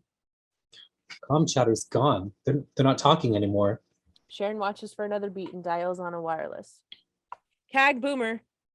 CAG Boomer, do you read?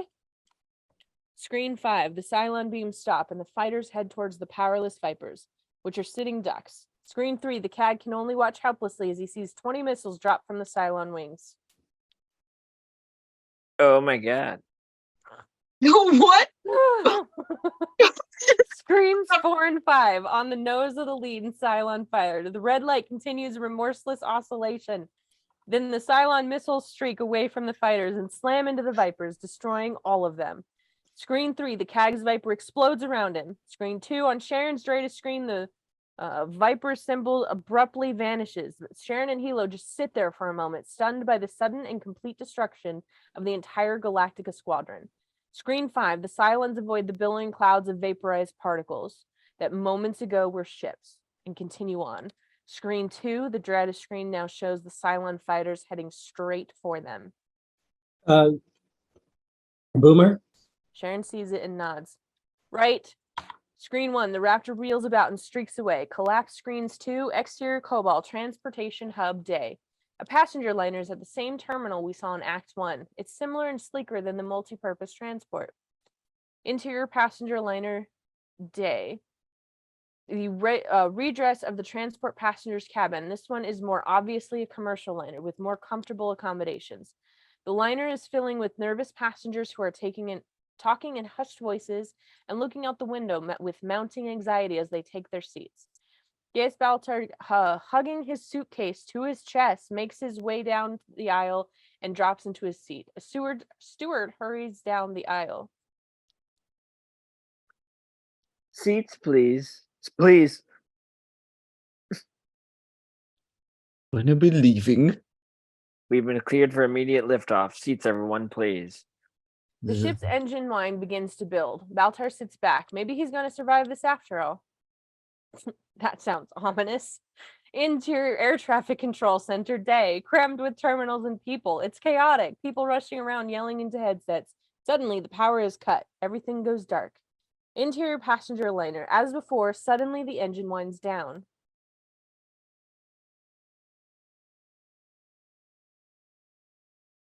Ladies and gentlemen, we've just been informed that a massive power disruption has just hit the traffic control system. I'm afraid we're grounded until further notice.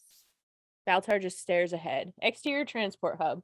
Baltar wanders outside the terminal as if in a daze. People are hurrying around in various stages of panic or apathy. It's a scene of mass confusion and fear. Baltar still has his suitcase in his hand, doesn't know what to do. Then he sees her. Number 6 is standing a short distance away, watching him. He goes to her, not sure what else to do, and he just stands there. I can't leave.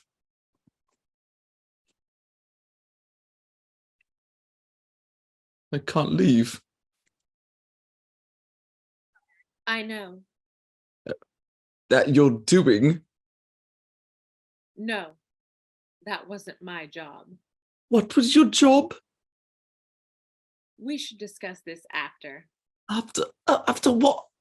Suddenly, there's a flash of light from off camera. Exterior Cobalt Capital City. The shopkeeper reacts to the flash. The policeman reacts. The construction workers reacts. The jogger reacts. Everyone reacts. Exterior transport hub. Baltar reacts to the flash, and a second later, all the windows of the terminal are blown out in a shower of glass. Exterior Cobalt Caprica City. The bustling metropolis is consumed by a blinding white light. The flash recedes and forms a ball of fire, then rises into a tower mushroom cloud, and 50 megaton thermonuclear weapon detonates over the city. Fade out. End of Act 4. Act 5, fade in, multi-screen. Screen 1, Interior Galactica, Combat Information Center. A grim-faced Adama is addressing the entire ship. Preliminary reports indicate a thermonuclear device in the 50 megaton range.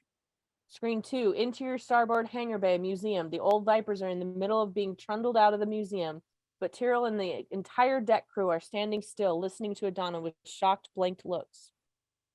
Detonated over Caprica City approximately 30 minutes ago. Screen 3, Interior Repair Bay. Viper was being worked on, but now the deckhands are utterly still, listening to the announcement. There's no report on casualties, but obviously they will be high. Screen 4, Interior Launch Tube. Kara and more deckhands are maneuvering a Viper into the launch tube. They too stand there frozen in the moment. One of the hands, Callie, asks no one in particular, How many people in Caprica?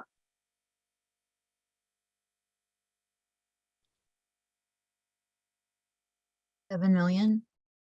Screen 1, Adama pauses and thinks of the right thing to say. More in Caprica later. Right now, the most important thing you can do is get this ship into the fight. He clicks off and looks around at CIC. It takes a beat, and people return to their jobs, and the place resembles the hive of activity it was earlier.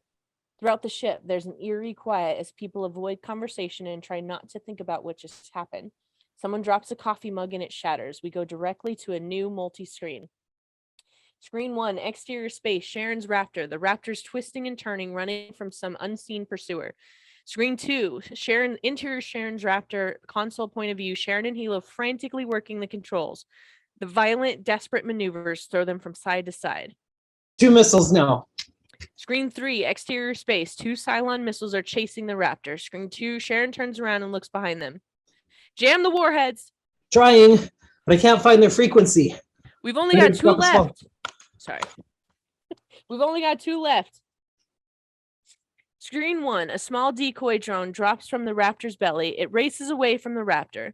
Screen 3, one of the Cylon missiles turns to chase the decoy, and the second one hesitates, then continues after the Raptor. Screen 2, they watch the missile continue to track them on the screen. Damn it. Uh-oh. What? Check the screen ahead. On Hilo's screen, there are so many contacts ahead of them that it's like a field of moving stars. I guess we found the main fight. Screen 3, the single remaining Cylon missile is getting closer. A buzzer goes off in the cockpit. Missile lock. Sharon hits the switch. Screen 1, the Raptor drops its last decoy. It streaks off. Screen 3, the Cylon missile is close. It senses the decoy, almost goes after it, then turns back and explodes. Scene 1, the Raptor makes a final twisting maneuver and misses the full brunt of the explosion, but still catches a heavy blow. Screen 2, inside the cockpit, the electronics go on and off. Circuitry pops and sparks. Small fire starts, and screen 1, the Raptor is trailing frozen vapor particles. The interior lights are fluctuating.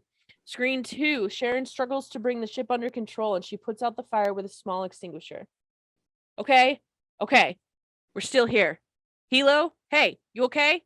Hilo is conscious, if groggy. Present. Stay with me. Sharon makes a quick survey of the situation. We've got a fuel leak. We're gonna have to put down to repair it. A lot of company between us and home. Yeah. She thinks for a beat and gets an idea. She grabs the controls and hits the throttle. Screen 1, the damaged ship leaps forward in full thrust. Screen 2, Sharon guides the Raptor straight ahead, then cuts the power. Cockpit goes dark. The ship goes dark, but continues to move ahead. Screen 2, Sharon and Hilo are just dark silhouettes against the starfield without the canopy. So coast. Best way to avoid attraction attention. No power signature. Go in straight line. Unless somebody gets close enough to actually see us, we'll look like a chunk of debris on sensors. I think we have enough inertia to make it to Kobal's ionosphere when we'll power up and find a place to land. Nice. Nice thinking there. I think we can officially stop calling you a rook now, Lieutenant. The unexpected praise catches her off guard. She grins at him and he grins back, then winces. He looks down in surprise at the side of his flight suit soaked with blood.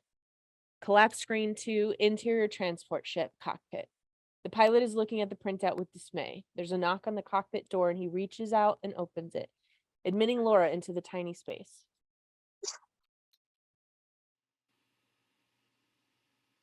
Yeah. One of the passengers has a shortwave wireless. They had a report that Caprica's been nuked. Any truth in that? The pilot hesitates a beat.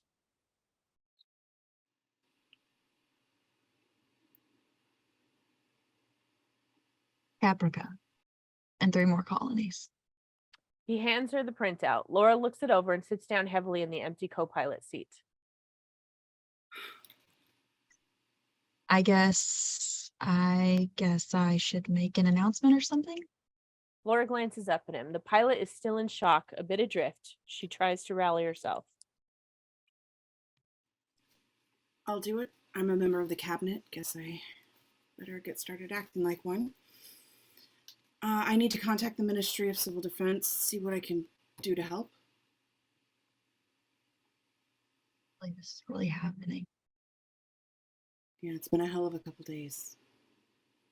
Couple of days. Yeah. She exits.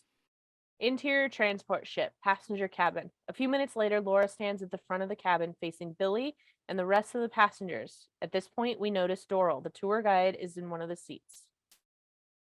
Including the colonies of Caprica, Pycon, Ares, and Talron. No!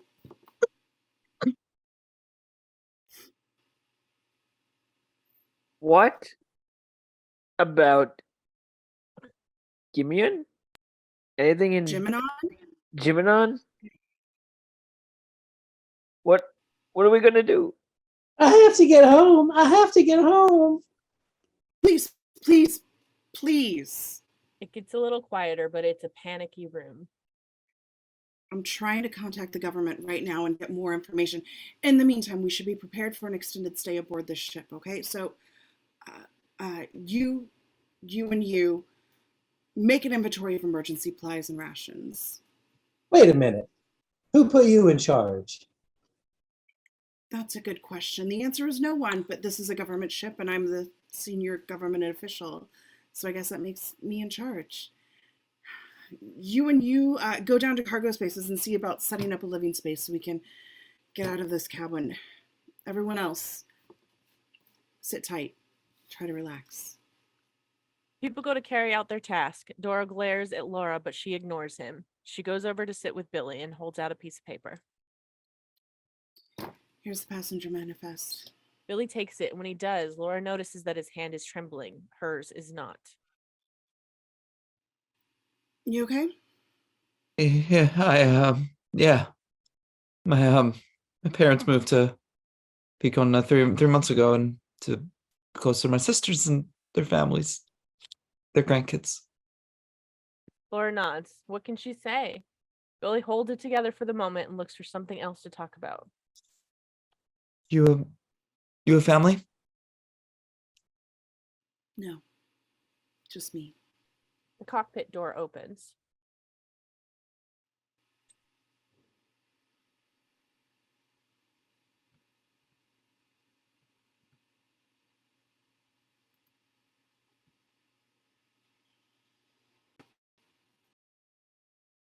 Madam Secretary, we've got your comm link. Interior transport ship cockpit. Moments later, Laura is sitting in the vacant co-pilot seat where the pilot looks on. The voice on the wireless is stressed out, emotionally spent.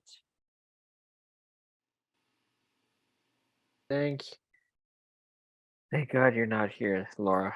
Thank God. Exterior Cobalt, Caprica City day. We move through the devastated city, finding it littered with rubble, drifting clouds of dust and debris, bodies, hundreds of bodies, including the shopkeeper, the policeman, the construction workers, the jogger. It's complete chaos. Never seen anything like it. The dust in the air, people wandering in the streets. Interior Government Building day. Jack, 40s, the man on the other end of the wireless, is standing in a room with blown-out windows, dust everywhere. The window looks out to a street where there's a continuous rain of dust and debris. People are shell-shocked, coughing, trying to find their way to safety. It's the end of the world.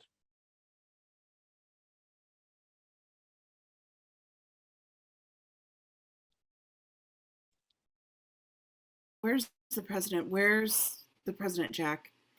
Is he alive? I don't know. I think so. We hear all kinds of things. Intercut. Interior transport ship cockpit as before. Do you know if the Cylons have made any demands? Do we know what they want? Something buzzes in the transport cockpit and the pilot grabs a headset. No contact. I'm pretty sure about that. Colonel, Heavy 798. Where? What should we do? Copy that. Has anyone discussed the possibility of surrender? Has it been considered? After Picon. Pycon? Oh, Pycon, yeah. Pycon? Was nuked.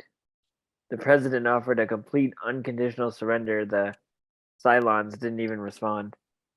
Laura takes that in and looks up just in time to see Lee's Viper turn and streak away through the window.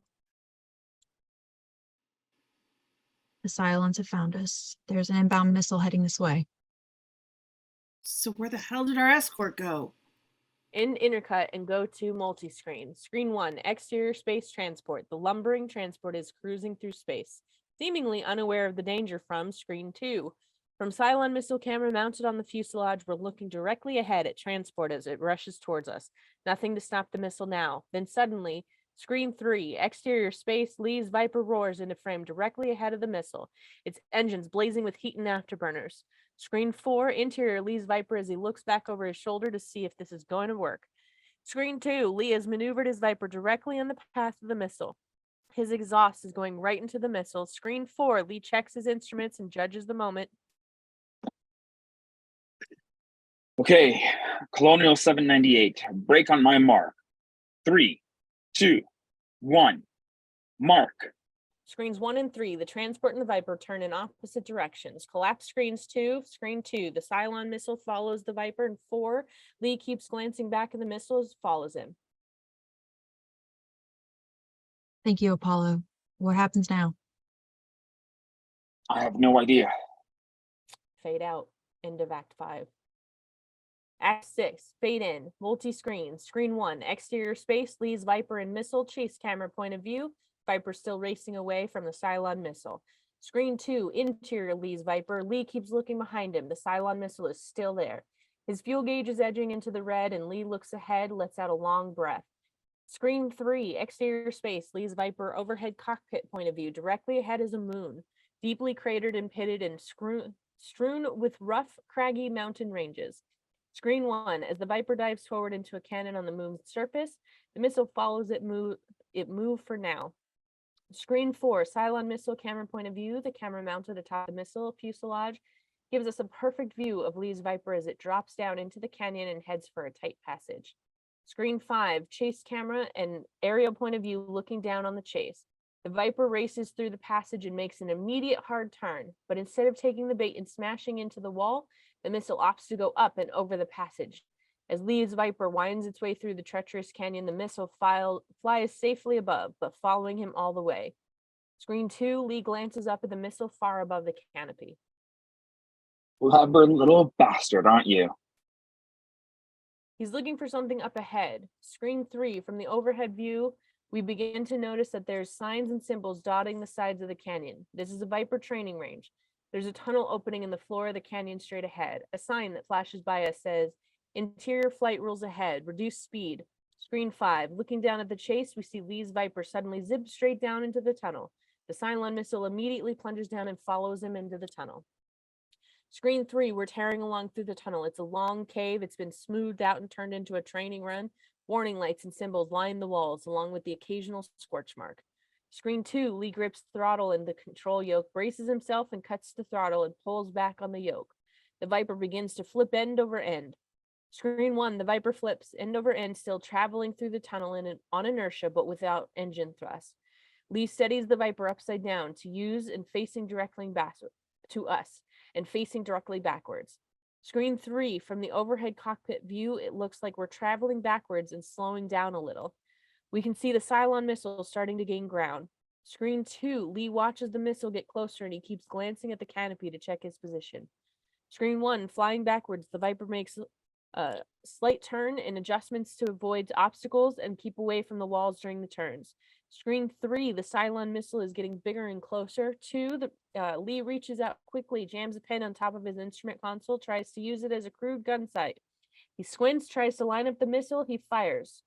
Screen 4, from the Cylon missile, we see a fire streak out from the Viper guns, but misses.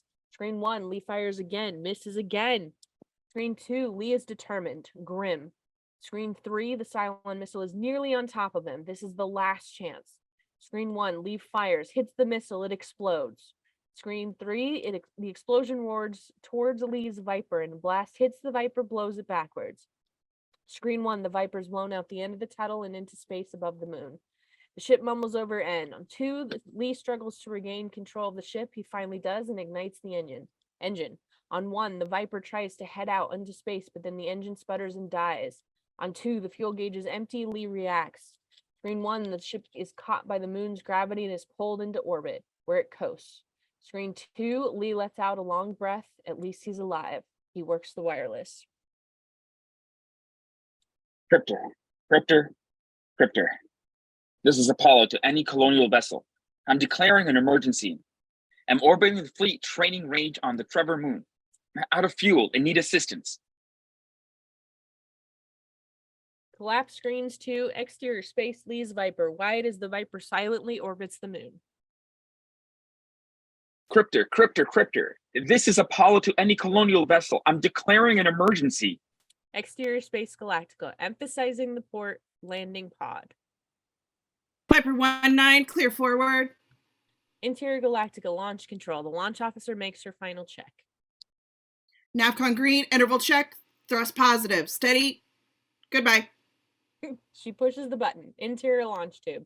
The old style Viper roars down the tube. Exterior space, Galactica, port launch tubes. From a camera mounted atop Galactica, we see the Viper streak away from the ship and join up with 10 old Vipers already spaceborne in assembly at a distance.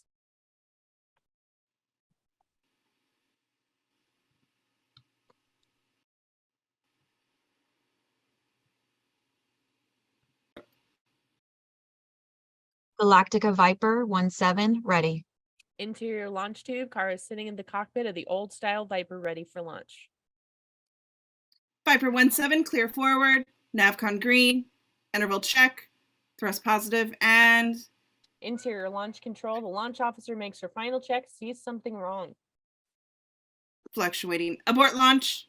Interior launch tube. Kara's temper is right on the verge of boiling over, but she does her job, deactivates various controls in the cockpit. Viper 1-7, copy that. Throttle down, tube safe. The hatch opens and Tyrell comes running in with Sakinis and Prosna. Kara pops up the canopy, pulls off her helmet, and throws a deadly look at Tyrell, who's already got engine cowling off the poking around inside. 3 fracking aborts, Chief. We're on it, sir. It's the pressure reg valve again. We should pull it. Don't have a spare. Suddenly, Gata's voice comes over the speakers. Attention, inbound Dratus contact. Rated highly probable enemy fighter. All hands stand by for battle maneuvers. Let's go! She puts her helmet back on, listens to the wireless chatter while Tyrell struggles to fix the engine. It's nerve-wracking, and Kara can barely restrain herself from leaping out of the cockpit and strangling someone.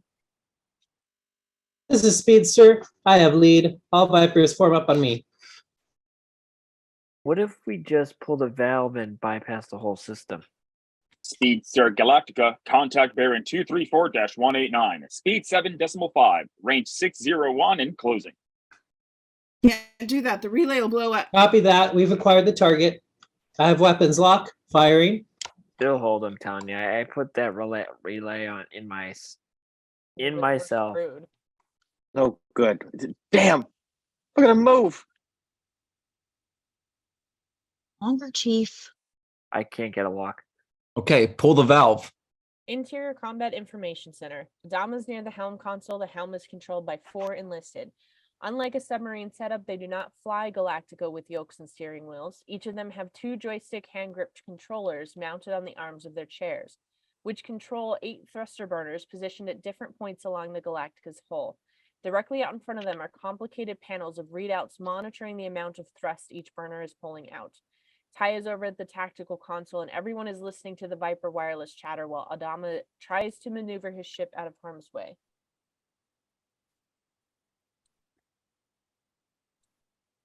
Firing.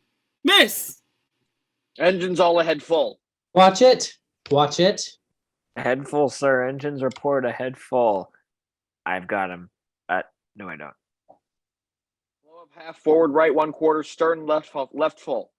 Exterior space, Galactica, various shots. Cutting around the ship, we see the thrusters firing. The Galactica angles up and turns to the left. Interior launch tube, an audible groan of metal as the ship twists and turns. Sakinis and Prosna are gently pulling the recalitrant valve out of the Viper engine under Tyrell's watchful eye. Sakinis finally pulls the valve and Prosna replaces the cowling. Can't get a shot. Ready? Snowball, do you have a shot? Clear the tube. Tyrell, Stokinus, and Prosna race out of the tube. Fine, damn. How does he move like that? Galactica, Viper, 1-7, ready! Exterior space, Galactica, now turning in another direction, giving us a look at the port launch tubes again. Come around again. Try to... Interval check. Thrust. Positive and steady. Goodbye. Kara's Viper comes. Oh, that is Kate. Kara's Viper comes blasting out of the launch tube. Multi-screen. Screen 1, exterior space. Kara's Viper racing away from Galactica. Screen 2, interior Kara's Viper. She's pushing her Viper as fast as it'll go. Screen 3, the Vipers are firing and dashing about, trying to hit the constantly moving target of... Screen 4, the Cylon fighter, the same kind of fighter that destroyed the Galactica squadron earlier. Beneath the Cylon fighter, a door slides open, revealing 5 missiles with distinctive warheads. Screen 5, Interior Galactica Combat Information Center. A buzzer goes off, and Duala checks it. This is Starbuck. Keep them boxed in. I've got a shot right up the gut. Radiological alarm. Copy that. You've got the best angle. He's got a nuke. Sorry. Screen 4, the red light on the Cylon fighter emits its beam directly at Kara's Viper. Screen 2, the beam washes over her Viper, but unlike the earlier scene with the ceremonial squadron, there's no loss of power, no dying of her system, nothing happens. What the hell was that? The heads-up display on Kara's canopy shows the Cylon fighter right in the center circle, and there's a tone indicating target lock. She squeezes the gun trigger. Screen 1, chasers leap out towards the Cylon. Screen 4, the Cylon fighter is hit and explodes, just as it launches its missile. Screen 1, Kara's Viper fires again. Screen 4, 2 missiles are destroyed, but the third gets away. Screen 2, Kara's head whips around as the missile streaks right past her. Shit, Galactica, you've got an inbound nuke. All Vipers, break, break, break. Screen 5, Adama hears the warning. Right bow, left stern, emergency full. Screen 6, exterior space, Galactica. The Vipers race away as Galactica twists and turns to avoid a direct hit, but it's not enough to get completely away. Collapse screens 2.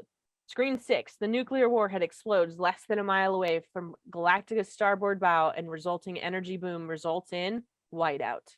End of Act 6. Act 7, fade in. Exterior space, Galactica bow. The ship is slowly spinning in space, clearly not under control. The port flight pod is partially crumpled. The flight pods are massive skis on either side of the ship. It's venting air, fuel, and other gases into space from various openings in the hull. Galactica, Starbuck, if you're reading me, the forward section of the port flight pod has sustained heavy damage. Interior Kara's Viper, over shoulder camera. She's circling Galactica and looking at the damage, which can be seen through the canopy. Another bulkhead collapses and violently vents debris into space. Galactica, you're getting violent decompressions all along the port flight pod. Do you read me? Galactica! Interior Galactica, Combat Information Center. Lit only by emergency lights, most consoles are either not functioning or flickering with garbage data. A couple of enlisted are wounded and getting first aid. Adama and Ty are at Damage Control Station, which has a tabletop covered with schematic cutaway diagrams of Galactica and various phone headsets just beneath the table. Deckhands keep rushing in with written messages for Ty, who's hurriedly making marks on the diagram with grease pencil to indicate damage as reports come in. Adama puts down the phone headset. Radiation levels within norms. The hull planning kept up most of the hard stuff. Data comes over from the helm console. Right stern thruster is locked open. All bow thrusters non-responsive. We're in an uncontrolled lateral clockwise spin. Run a DC party up to the aux control. Cut the fuel line to that stern thruster. Gator rushes off. Adama bends over the diagram, which is now heavily marked. Ty is a little unsteady, trying to focus on the job, but his nerves have been seriously jangled. Okay, we've got buckled support all along the port of flight pod and chain reaction decompressions occurring everywhere forward of frame to 250. That's a problem. Dwala comes in through a hatch, pulling a phone line behind her. She has a nasty cut on her head, which is trickling blood down the side of her face, but she hasn't noticed yet. She hands Ty a scrap of paper. Message from Captain Kelly at DC-4. She plugs the line into damage control console, picks up a headset, and Ty focuses on the message, marks the diagram. Test, frac. Nothing. She looks under the console. Forget it, T. We got lines down everywhere. Get that head wound looked at. Dwala touches her head. It's surprised by the blood. It moves off to get it looked at. All right, Kelly says he's got these uncontrolled fires in the port of flight pod. I guess that's why he hasn't been able to stop the decompression. If the decoms continue along this axis, they'll reach the hangar deck. But Paul, get down there, take personal command of the DC teams on the scene. Ty freezes and looks at Adama.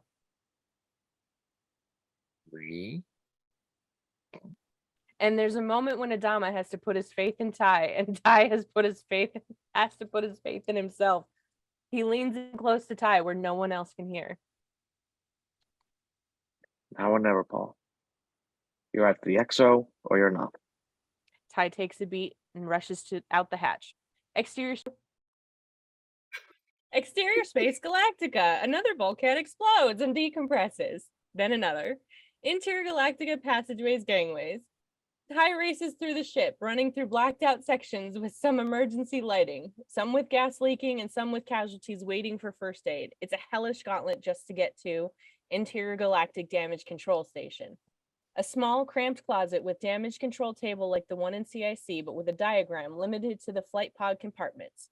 It's dark, smoky, and noisy as hell, with the sound of explosions for punctuation. Casualties are being carried down the passageway just outside the door. Captain Kelly, LSO, is marking up the diagram and giving orders to Tyrrell. Tell him to secure the aux lines on the starboard relay. Tyrrell rushes out just as Ty enters and goes to the diagram. There's a structural buckling along all this line. We got to get those fires out. I know. But fire suppressant's down. Water mains are down. We're trying to fight it with handheld gear, but Tyrrell rushes back inside. Got another decompression in the launch bay. what are your orders, sir? Sir, Ty hesitates. Kelly and Tyrrell exchange a look, and Kelly takes over. bring your DC teams in from the landing bay. Get them hand gear and send them into the fire zone. But then Ty finally rallies. No. We're gonna steal off everything forward of frame 30 and set an emergency vent of all compartments. Wait, I've got at least 300 people trapped up there behind frame 34. I need a minute to get them out. No time. Seal it off now. Sir, But we need a minute. We don't have a minute. If the fire reaches the hangar deck, it'll ignite the fuel lines and we'll lose the ship. Do it. Kelly hesitates and goes to the wall console with covered emergency breakers and switches. He lifts the cover on two of the switches, breaks the seals, and throws the switches. Interior passageway intersection. A massive fire is roaring down the passageway. Deckhands are carrying casualties through the smoke-choked narrow passageway. Prosna, Sockinus, and Callie are trying to battle with blaze with hand extinguishers, but it's a losing battle. Sockinus has a firefighting suit on, and Callie is struggling to get her own suit secured. But Prosna only has his duty uniform on. Suddenly, the klaxon sounds and massive doors slide down from the overhead, sealing them off the rest of the ship. Deckhands scramble to make it out on time, but only a few make it. Sockinus and Callie see the door close, but Prosna is too busy fighting the fire to even notice they're trapped. Interior damage control station. Kelly watches the mechanical indicators go from green to red. sealed. Ty steps forward himself, breaks the seal on the small doors covering the emergency vent keys, turns the keys. Exterior space Galactica flight pod. Dozens of emergency hatches open and vent air directly into space. Balls of flame surge with the rushing air, but then are snuffed out. Interior damage control station. Kelly and Ty watch different gauges and needles on the DC station. The distant sound of the venting compartments can be heard, then fades away. The ship becomes quieter. Venting complete. Fire's out. Ty looks at Kelly and Tyrrell and knows exactly what they're thinking. If they remembered that training, they had their suits on and they were braced for a possible vent action. A lot of rooks in there. None of us are rooks anymore. Exterior Cobalt airship day. On an abandoned emergency airstrip somewhere outside of Caprica City, Sharon's damaged Raptor is parked in the sun. The area is open with gentle rolling hills. Hilo is propped underneath with the Raptor, a blood-soaked bandage strapped to his side. While Sharon works the fuel lines within the engine mounting, Hilo is looking off towards something off camera. That's 6. Sharon looks out at 5 mushroom clouds which dot the horizon. A 6th is just reaching out into the sky. How you coming on that fuel line? Almost there. We'll be airborne pretty soon. Good. Got to get back in the fight. Sharon tears her eyes away from the mushroom clouds. Yeah, back in the fight. Sharon goes back to work and Hilo stares at the mushroom clouds and sees something. Sharon, get your sidearm. Sharon twists around, looks at the same direction, and pales. A mob of people are running across the distant hills, and they're headed this way. Exterior Hills Day. 50 desperate people, some half-dressed, some carrying suitcases, some hurt. A man carrying a violin, a woman dragging a chair. All of them running away from the mushroom clouds behind them, and all of them determined to get to that one spacecraft on the airstrip. A man in the crowd trips, falls, pushes himself to his hands and knees. No one even glances at him. The man is Baltar. He gets up, keeps running with the rest of them. Interior transport ship cockpit. Laura's in the cockpit, looking out the window with the pilot and co-pilot. Through the window, we see the heavy cratered moon seen earlier. The transport is in orbit, and they're searching for something. Should be able to see him by now.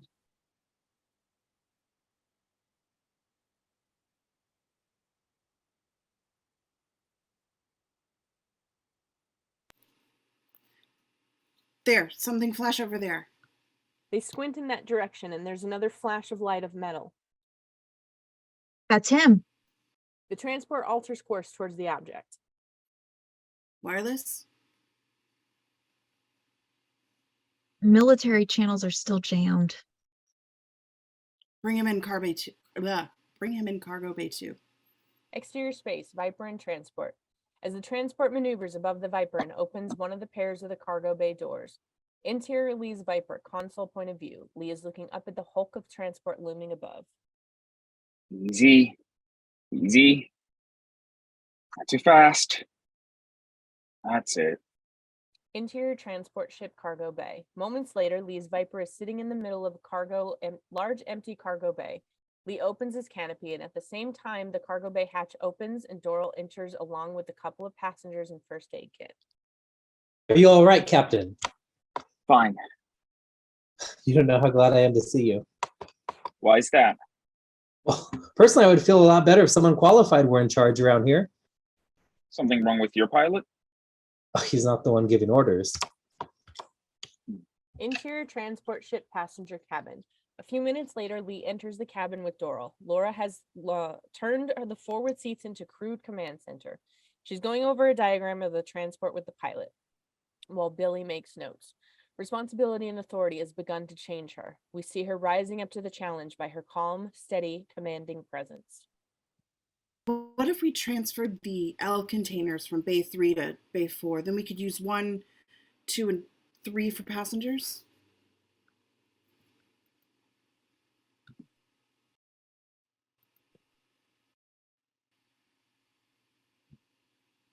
Well, what do you think? Doable. It's doable. A lot of heavy lifting without dock loaders, though. Little hard work is just what the people need right now. Captain, good to see you again. Likewise. Thanks for the lift. Thank her. She's the one who insisted we go after you. How'd you know where to look? You had to go somewhere. Cobalt was too far. And the northeast celestial body was the Trevor Moon. Your ship secure? Yes. Laura throws a look at the pilot, who just nods his head back towards the cockpit. Billy, start the cargo transfer and then prep bay 3 for survivors. Yes, ma'am. He moves off. Survivors? As soon as the attack began, the government ordered a complete airspace ground stop on all civilian ships. Now we've got hundreds of stranded ships in the solar system, everything from freighters to passenger liners to shopping vessels to school ships, you name it. Some are damaged, some are lost, and some are losing power. We have enough space to accommodate up to 500 people, and we're going to need every bit of it. But we don't even know what the tactical situation is out there. The tactical situation is that we're losing. Right, Captain? Says it firmly and looks him right in the eye. He finds it impossible to lie to her. Right. Then we pick up the people we can and try to find a safe place to put down. Captain, I'd like you to look over the navigational charts for a likely place to hide from the Cylons. That's all. She exits to the cockpit and Doral looks to Lee. Ladies in charge. Lee heads for the cockpit as well. Cut to an explosion. Sends up a mound of dirt and rock into the air. Reveal, exterior Cobalt airship day. The mob of people stops as the debris rains down on them. Sharon's standing in front of the Raptor with her sidearm out. Hilo's lying on the ground, also with his weapon at the ready. Hilo fires again, and the gun does not emit an energy bolt effect. It fires an explosive projectile, and the mob falls back a few steps. That's as close as you get, okay? Let's just settle down here. Settle down, and no one gets hurt. The mob doesn't like it. People curse and yell, but they don't charge either. It's a hostile, extremely desperate group of people. Baltar's in the middle of the crowd, and a man speaks up. I have to get out of here. I'll give you 50,000. 60,000! 60,000 cubits. 60? We're not taking money. This isn't a rescue ship. This is a military vessel, and we're... You can't leave us here. Look at it. God, Travis. He gestures towards the mushroom clouds. The people yell and scream. The crowd surges forward and Sharon fires over their heads as they fall back again. A woman with a boy pushes her way to the front of the crowd, and the boy is 6 years old. He's the same boy we saw at the colonel's photo in the armistice station. The woman pleads with Sharon. Please, for God's sake, take my nephew, please. What about my wife? More shouts and screams for help, and Sharon and Hilo exchange a look. This is getting out of control fast. All right. Children first. Children. 5 children ages 7 and 15 are brought to the fore, some by their parents and others just pushed through the crowd. All right, the kids go, and we can take 3 more people. Yells of protest, but Hilo shuts them down. That's the maximum load if we're going to break orbit. Who chooses the 3? You? Murmurs of unhappiness at that idea. No one chooses. Lottery. She glances at Hilo, and he nods in agreement. Everyone gets a number. We put numbers in a box. We'll pull 3. That's it. No arguing, no appeal. And I'll shoot the first person who tries to board this ship without a winning number. They don't like it, but there's acquiescence in the air. Hilo, get your flight manual. Tear out the pages. Exterior transport ship. The transport ship is underway. Interior transport ship cockpit. Suddenly, there's a beeping in the cockpit. The pilot looks at the console, then frowns. What is it?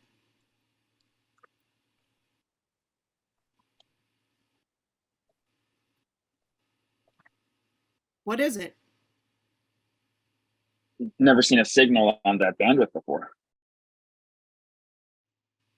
That's a governmental emergency channel. It's reserved for the president. The pilot hits a button and they can hear a message.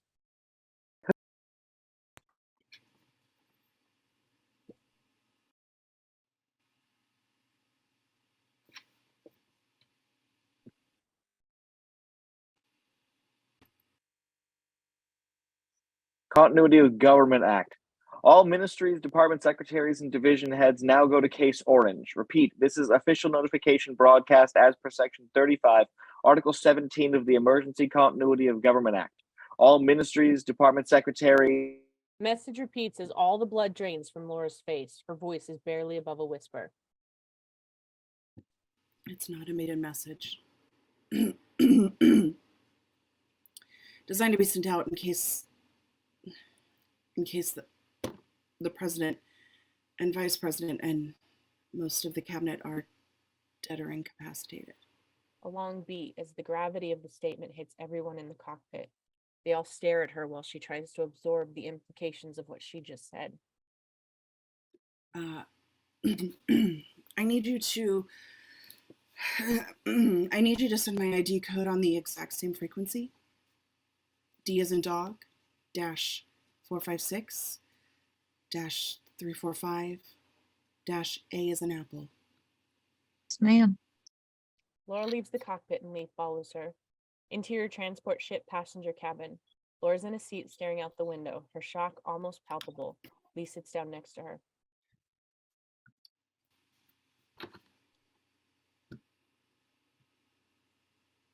How far down? I'm 43rd in line of succession. I know all 42 ahead of me, from the president down. Most of us served in his first administration. Some came with him from the mayor's office. I was there on his first campaign. I never really liked politics. I kept telling myself I was getting out after his first term. He had a way about him. You just couldn't say no to him. You just couldn't say no. Her feelings threaten to overwhelm her, but then she pulls them back and reasserts control. The pilot enters. He's holding a printout in his hand and he looks stunned. She looks up, sees his eyes, and doesn't have to read the paper, but takes it anyway. She looks down and reads the message carefully, then folds it and puts it in her pocket. We'll need a priest. Interior transport ship passenger cabin. A short time later, Laura is standing in the middle of the room while her entire crew surrounds her. Volosha holds a small book and stands before Laura. If you'll raise your right hand and repeat after me, I, Laura Roslin, do now avow and affirm. I, Laura Roslin, do now avow and affirm that I take the office of President of the 12 colonies of Cobalt without any moral reservation or mental evasion. That I take the office of President of the 12 colonies of the planet of Cobalt without any moral reservation or mental evasion. We pull back, and the hushed scene should remind us of another ceremony which took place in a crowded plane in Dallas, 1963. Fade out. End of Act 7. Act 8. Fade in. Exterior Cobalt Airship Day. The lottery has begun. Sharon pulls scraps of the shredded flight manual out of a toolbox. The crowd is silent, anxious, each of them knowing their individual chances are slight, but also knowing that this is the only chance. The children selected earlier are standing in the front saying goodbye to their parents or just staring at the spacecraft. 127, 127. An immediate squeal of joy from a woman toward the back of the crowd. People make room for her as she goes towards the miracle of the rescue. She passes right by Baltar, and we drop off on him, clutching his own scrap of paper along with everyone else. He shifts his weight from foot to foot. He has trouble standing still. He keeps glancing at the giant mushroom clouds on the horizon. All the lottery winners are being herded into the Raptor by Hilo, who's dropped against the hatch. Last one, 47, 47. The number in Baltar's trembling hand is 188. He just stares at it, afraid to look up and face his fate. People are craning around, trying to see who has the winning number, but no one is shouting with euphoria yet. Excuse me.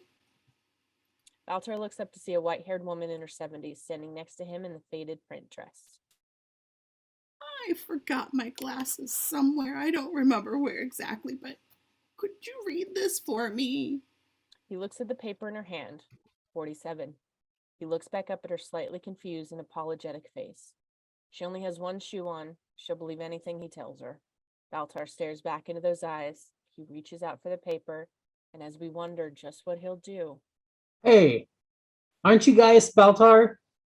suddenly everyone is looking at this celebrity in their midst. Whatever he might or might not have done a moment ago, the opportunity is gone. He pulls his hand away from the winning number, his paranoia now in full cry.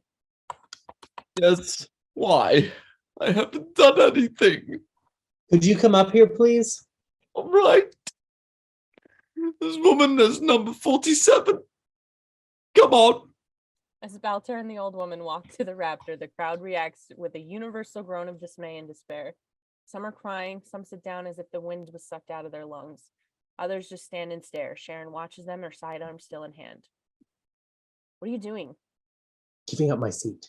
Like hell, A civilian should go in my place. you're going. Look at those clouds, Sharon.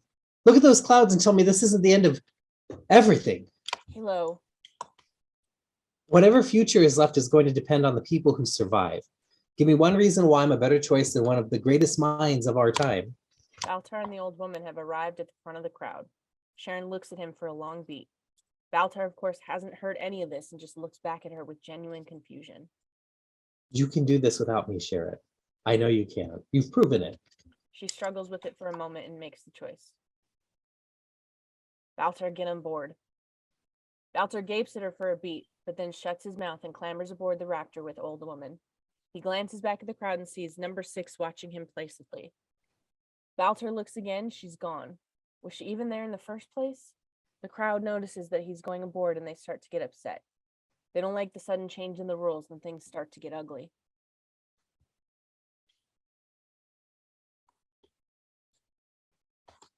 Hey, what's this? Ah, what are you doing? I'm aboard too. Hey, that's not fair. That's Start not over. fair. Start over to do. Oh, it's like the Muppets. Travis. Come in, Travis. I think you better go.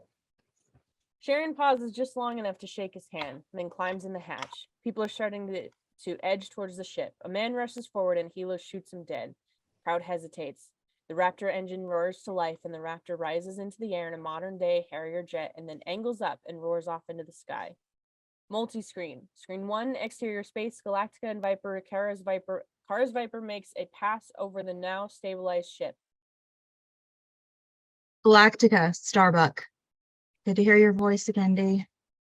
Screen 2, Interior Galactica Combat Information Center. Main power has been restored. Normal lighting is back. Ty enters, heads for the far corner of the room. Same here, Starbuck. You may rejoin combat patrol at this time. Copy that, Galactica. Starbuck out. Screen 3, Interior Galactica Passageway. The fire is out and bodies are being carried out of the passageway by deckhands. Screen 2, Ty goes to Adama, who's looking over a map of a planet surface in the navigator station. This area covers one entire corner of the CIC and is dedicated to plotting movements of the ship. There's a plotting table where charts can be laid out, and the wall consoles are covered with the most advanced computers available on Galactica. Think Apollo Skylab era. It's the final count. 26 walked out, 85 didn't. It's a total of Screen 3, Tyrrell comes down the passageway and looks at dead bodies. He comes to Callie and Sokinus, both still wearing their firefighting gear and sitting next to the dead body of Prosna. Screen 2, Adama takes in the heavy toll. He turns back to the planet map, and there's also Threering folder open next to the chart. There's a munitions depot in the Ragnar anchorage. Book says they have 3 Class B weapons coils in cryo storage, or at least they did during the inventory 2 years ago. Screen 3, Tyrrell picks up the dead body of Prosna and carries it down the passageway. Callie and Sokinus sit there for a moment and get up and follow him. Collapse Screens 2, Interior Combat Information Center. Thought the Ragnar anchorage was scrapped. Should have been. Budget cuts kept the ministry from getting out there and taking it apart. Nice to see budget cuts happening for a change. It's supposed to be a royal bitch to anchor a ship there. One of the reasons they decided to scrap it. Well, at least we know we've been safe from the Cylons, like Cylons at Ragnar. That's the theory. Never been put to the test. They both mull over whatever that means for a moment. Then Adama leads the way over the large tactical display, which is even more marked up with symbols indicating Cylon and a few colonial units. 2 problems. First, Ragnar is at least 3 days away at best speed. Second, the entire Cylon fleet is between here and there. Ty looks at the display for a long beat and notices that Adama is looking at him with an expectant expression. Takes him a moment and then realizes what he's thinking. You want to make a jump? Don't want to. Because Sane Man, when it's been 20 years since this tube made a jump? 25. 25 probably rates living in the FTL relays. Hope not. I can smell a burnt rat. Colonel Ty, will you please plot a hyperlight jump from this position to the orbit of Ragnar? Yes, sir. You know, I'm pretty sure this qualifies as a combat jump. I'll be sure to put everyone up here for their silver wings. Share a wry look and Ty moves back towards navigation. Engineering, combat, please spin up FTL drives 1 and 2. Mr. Gaeta, break out the FTL tables and warm up the computers. We're making a jump. I'm surprised that Excited looks through. Can I say? Can I Oh, yeah, read the yeah. scene description, please? Go ahead. Thank you. Surprised and excited looks throughout CIC. No one can quite believe it. There's a hubbub of activity suddenly. Dwala approaches Adama with a message printout. Priority message, sir. Adama reads the message and his expression tightens. Admiral Nagal is dead. Battlestar Atlantis has been destroyed. Everything in the room comes to a stop. So is the Triton, the Solaria, the Columbia. The list goes on. A quiet beat. Who's a senior officer? Who's in command? Adama looks at Ty, who realizes that Adama is senior. Guess we're gonna have to postpone your retirement party. Adama takes a private beat as the weight of his new responsibilities presses down on him. Then he moves to Dwala. Send the following message to all colonial military units. Use priority 1 channel. Message begins. Am taking command of fleet. Exterior space transport and liner. The transport is approaching the passenger liner, which is essentially a space-going luxury cruise ship. Jim and Liner 1701. This is Colonel Heavy 798. No, strike that. Interior transport ship cockpit. The pilot, Lee, and Laura. The pilot looks at Laura. This is Colonel 1. Laura glances at Lee, a little embarrassed, but Lee just nods. It's her due date. It's her due. We have you in sight. We'll approach your starboard docking hatch. A buzzer goes off. Lee hits a button. Message prints out.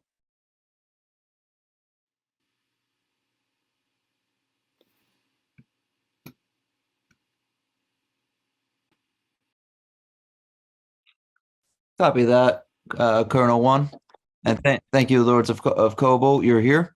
We've been without main power for over 2 hours now. Lee tears off the printout and reads it, then reacts in surprise. What is it? To all colonial units, I'm taking the command of fleet.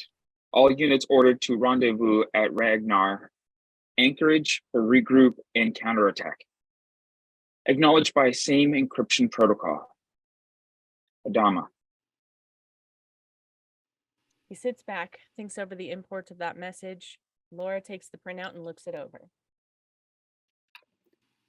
Captain Apollo, send a message to Commander Adama informing him that we are engaged in rescue operations and we require his assistance. Ask how many hospital beds they have available and how long it will take them to get here.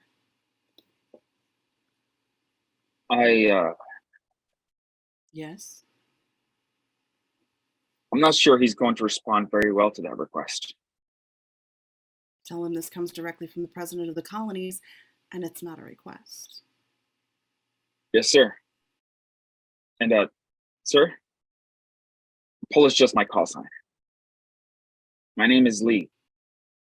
Lee Adama. I know who you are, but Captain Apollo has a nice ring to it, don't you think? She smiles at him and exits. Interior Galactica Combat Information Center. Ty and Gata are overseeing 2 groups of enlisted personnel as they enter information into the FTL computers at the navigation station. Ty and Gata each have 3-ring laminated checklists, and each enlisted person has their own smaller checklist as well. CMC on. ISS on and aligned. BMAG mode. 3. Coupling. Resolved. OPT 0. Off then 0. Tie. Oh.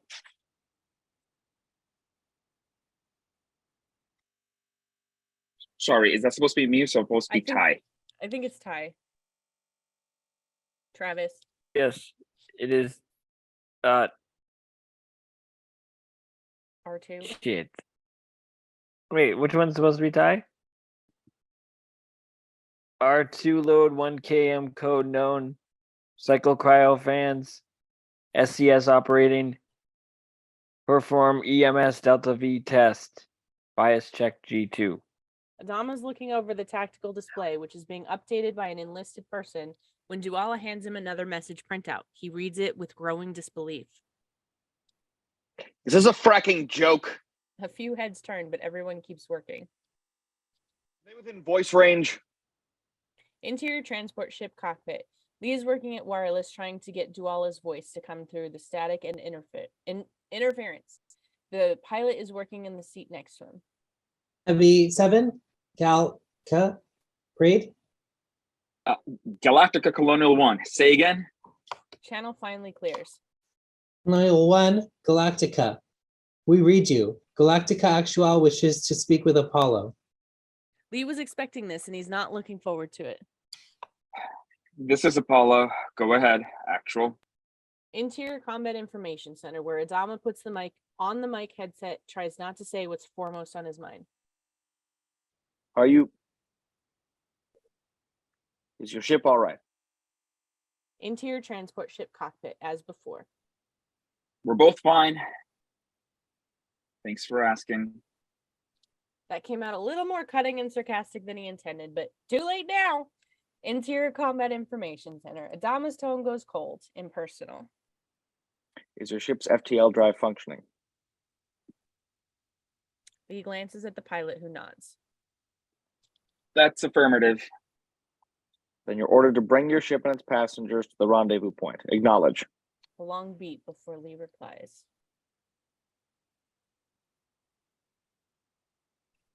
Acknowledge. Receipt of message. The hell does that mean? Interior transport ship cockpit, where Lee is clearly struggling with what to do here. It means I heard you. You're going to have to do a lot better than that, Captain. We're engaged in rescue operations. You are ordered to abort your mission and proceed to Ragnar. The president has given me a direct order. The Secretary of Education? We're in the middle of a war, and you want to take orders from a school teacher. The pilot suddenly reacts to something on his Stratus screen. Trouble. Stand by, Galactica. What? He leans over to see what's on the screen. Cylon fighters heading this way.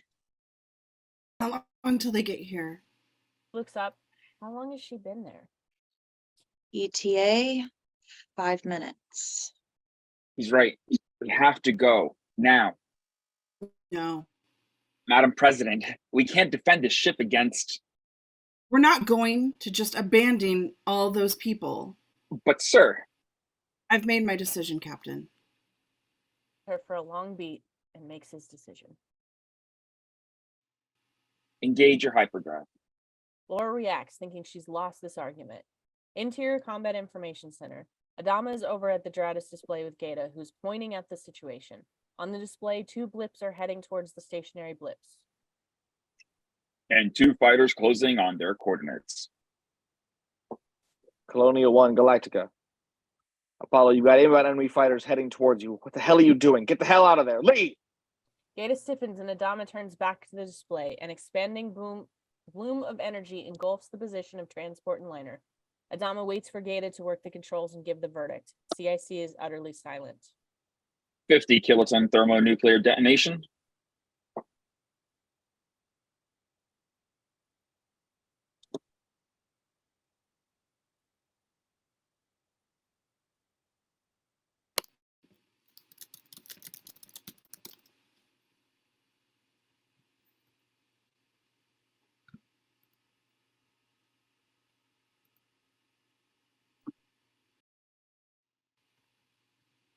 Lee. Off Adama's face as he realizes that his eldest son is dead. Super to be continued. Fade out. End of Act 8. All right, that was a super long read, so I won't keep anyone. Have a wonderful night, and thanks for watching.